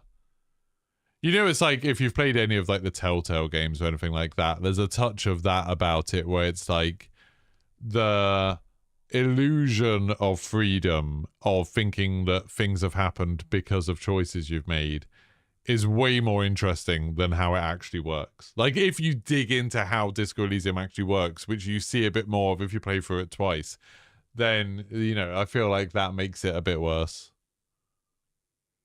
My wife disagrees. She would play through it more than once. I don't think you should. I think you should preserve the magic. It's like, it's literally like, you know, it's like a magic trick. Some people get, so the more the better. You do want more Disco Elysium. The more, like, you do a magic trick, it's like, if you know how it works, for some people that makes it better, and for some people it ruins it a bit. I feel like with Disco Elysium, you're better off not really knowing how it works. That's how I feel about it. It sounds like perks and skill points in Fallout, but it's not like, it doesn't affect the gameplay that much, all of your perks and stuff. It's not like that. It's much more, it's about the way you perceive the world. That's what your skill points in Disco Elysium do change what you can do. That's definitely true. And there's like skill checks where you roll dice against things and stuff, you know, and they make it more or less likely that you'll succeed in things. But so much of the game is built around failure, you know, like you will fail loads of skill checks, and that's a part of it. Like, that's, you're meant to. I can give you an example from the very beginning of the game. There's a bit in the very beginning of the game where you wake up, like I said, hungover, and you're basically naked at the beginning, and your tie is stuck to a fan that's whirling around on the ceiling of your hotel room. And if you want, you can jump to try and get it. But you are like this cop, I think he's like in his like 50s, you're super out of shape. And if when you've picked your character points, you haven't put many points in, like, you know, your physical ability. So it's kind of reflecting as if you're the sort of person who is out of shape and hasn't looked after themselves. You know, you haven't worked out, you haven't eaten well, whatever. Then like jumping to get your tie off the fan at the beginning of the game can kill you. Like, you can just flat out die right at the start of the game because you were out of shape and you pushed yourself too far. Stuff like that can happen. It's got so much style. That is a line from like Mario and Princess Peach. What's that from?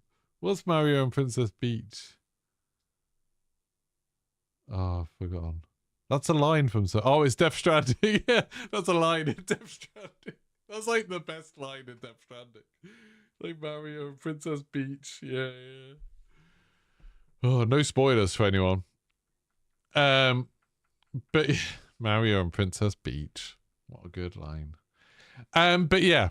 Disco Elysium, heartily recommend it. I don't think it's very expensive even. It's on everything. Like, you can play it on your phone. I think the phone version's a little bit different to the main game, but yeah, it is there. Oh, Disco Elysium, you can get... Oh, it's £35. It actually is quite expensive. Maybe you can get it on sale or somewhere. I mean, it's worth £35. It's easily one of the best games ever made. Yeah, that was so on the nose, Mark, and then they never mention it again. It's so stupid. But yeah, the Disco Elysium's so good. It's so good, and it's like, to make it clear, the first time I played Disco Elysium, I kind of bounced off it. I'd heard people say it was really good. I tried playing it, and I was like, oh, it's slow. It's like the art style's quite bad. When I played it, when it first came out, it was there was no voice acting or anything as well. But like went back to it, and then once I got into it, I really loved it. And it's like, and they added voice acting, which is, it's now called Disco Elysium: The Final Cut, because they've added voice acting, basically. And now that made the game so much better. It's so, yeah. Oh, it's so good. It's well worth playing. And just make sure you've got the music on. Make sure you're just listening to things and just soak it all in. It is not like anything else. And annoyingly, so the publishers, Zaum, have another game, which was revealed at opening night live, actually, at Gamescom. But they did a weird thing where basically the creative people who came up with Disco Elysium, they basically had the game stolen from them by the publishers. Like, the publishers own the rights to everything and then fired the people who originally made the game. And now they're making this second game. I've forgotten what it's called. Disco Elysium sequel. It's not actually a sequel.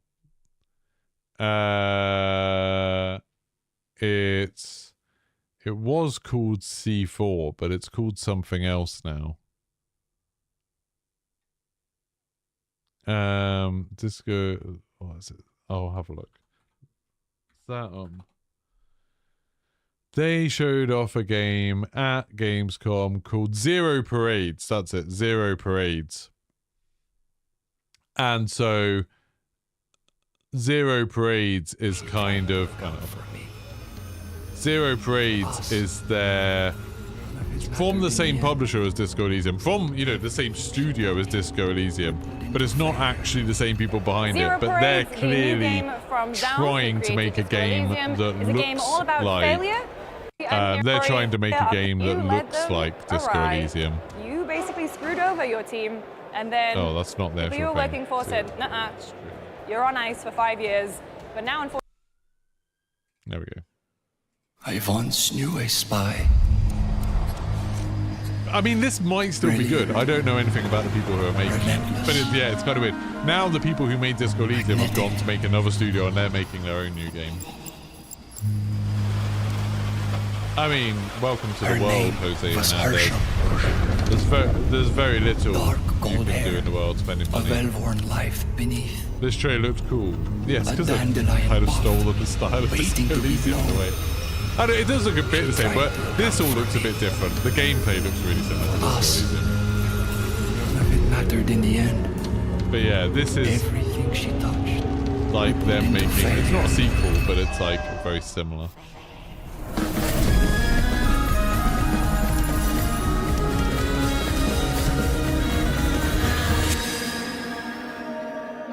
Yeah, it'll be interesting to see if it's any good.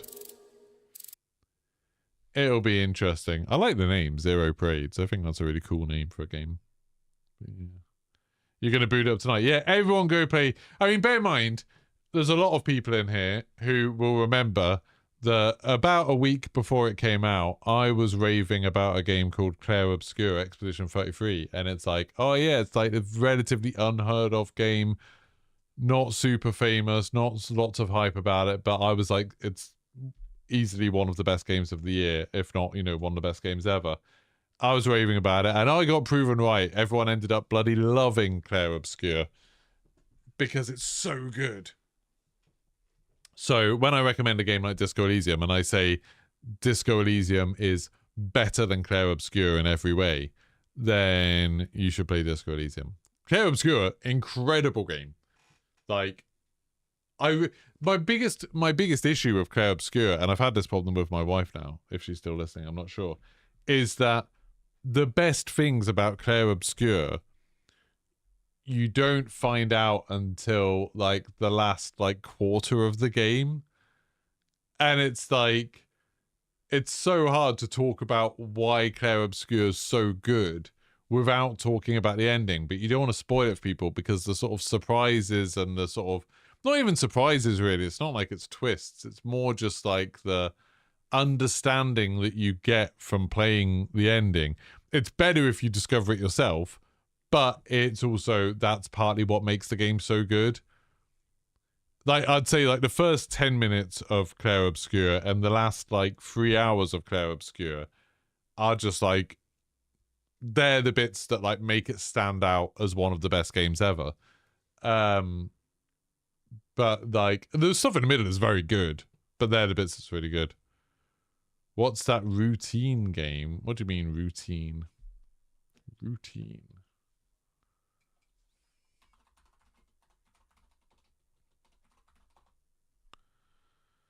Routine.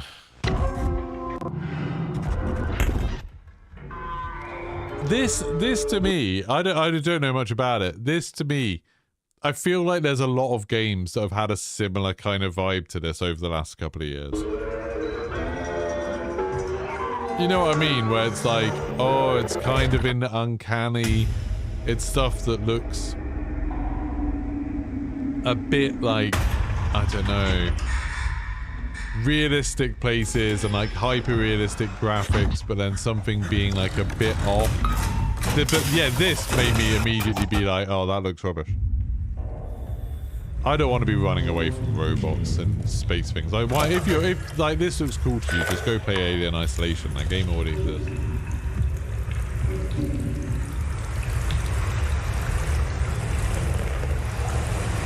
This reminds me a bit of like Still Waits the Deep and stuff. You also wish the end game and side content and stuff was easier to track. I mean, I just stopped playing once I got to the end of the story of Extra Vote 3. I've got no interest in the new stuff. Personally. Yeah, like that sort of thing, MP Hammer. I feel like there's a lot of stuff. I think it's because stuff like Unreal 5 and Unity have made achieving this level of graphics much easier for small teams. And you can grab attention just by being a really good-looking game. But I find a lot of those games, when I actually play them, they're very shallow. Like, the gameplay isn't very interesting, and like the stories tend not to be great. Yeah. Oh, I thought Still Wakes the Deep was a bit crap. I did finish it, but I thought it was a bit crap. Again, that's another game where the first few minutes are really good. You know, like the world building is really cool. Really good. Right. I am now going to head off. So thank you very much everyone that's been watching. I'll probably play some more Battlefield 2042 tomorrow, although I might try some of that PlayerUnknown thing as well. We'll see. But thank you very much, and I'll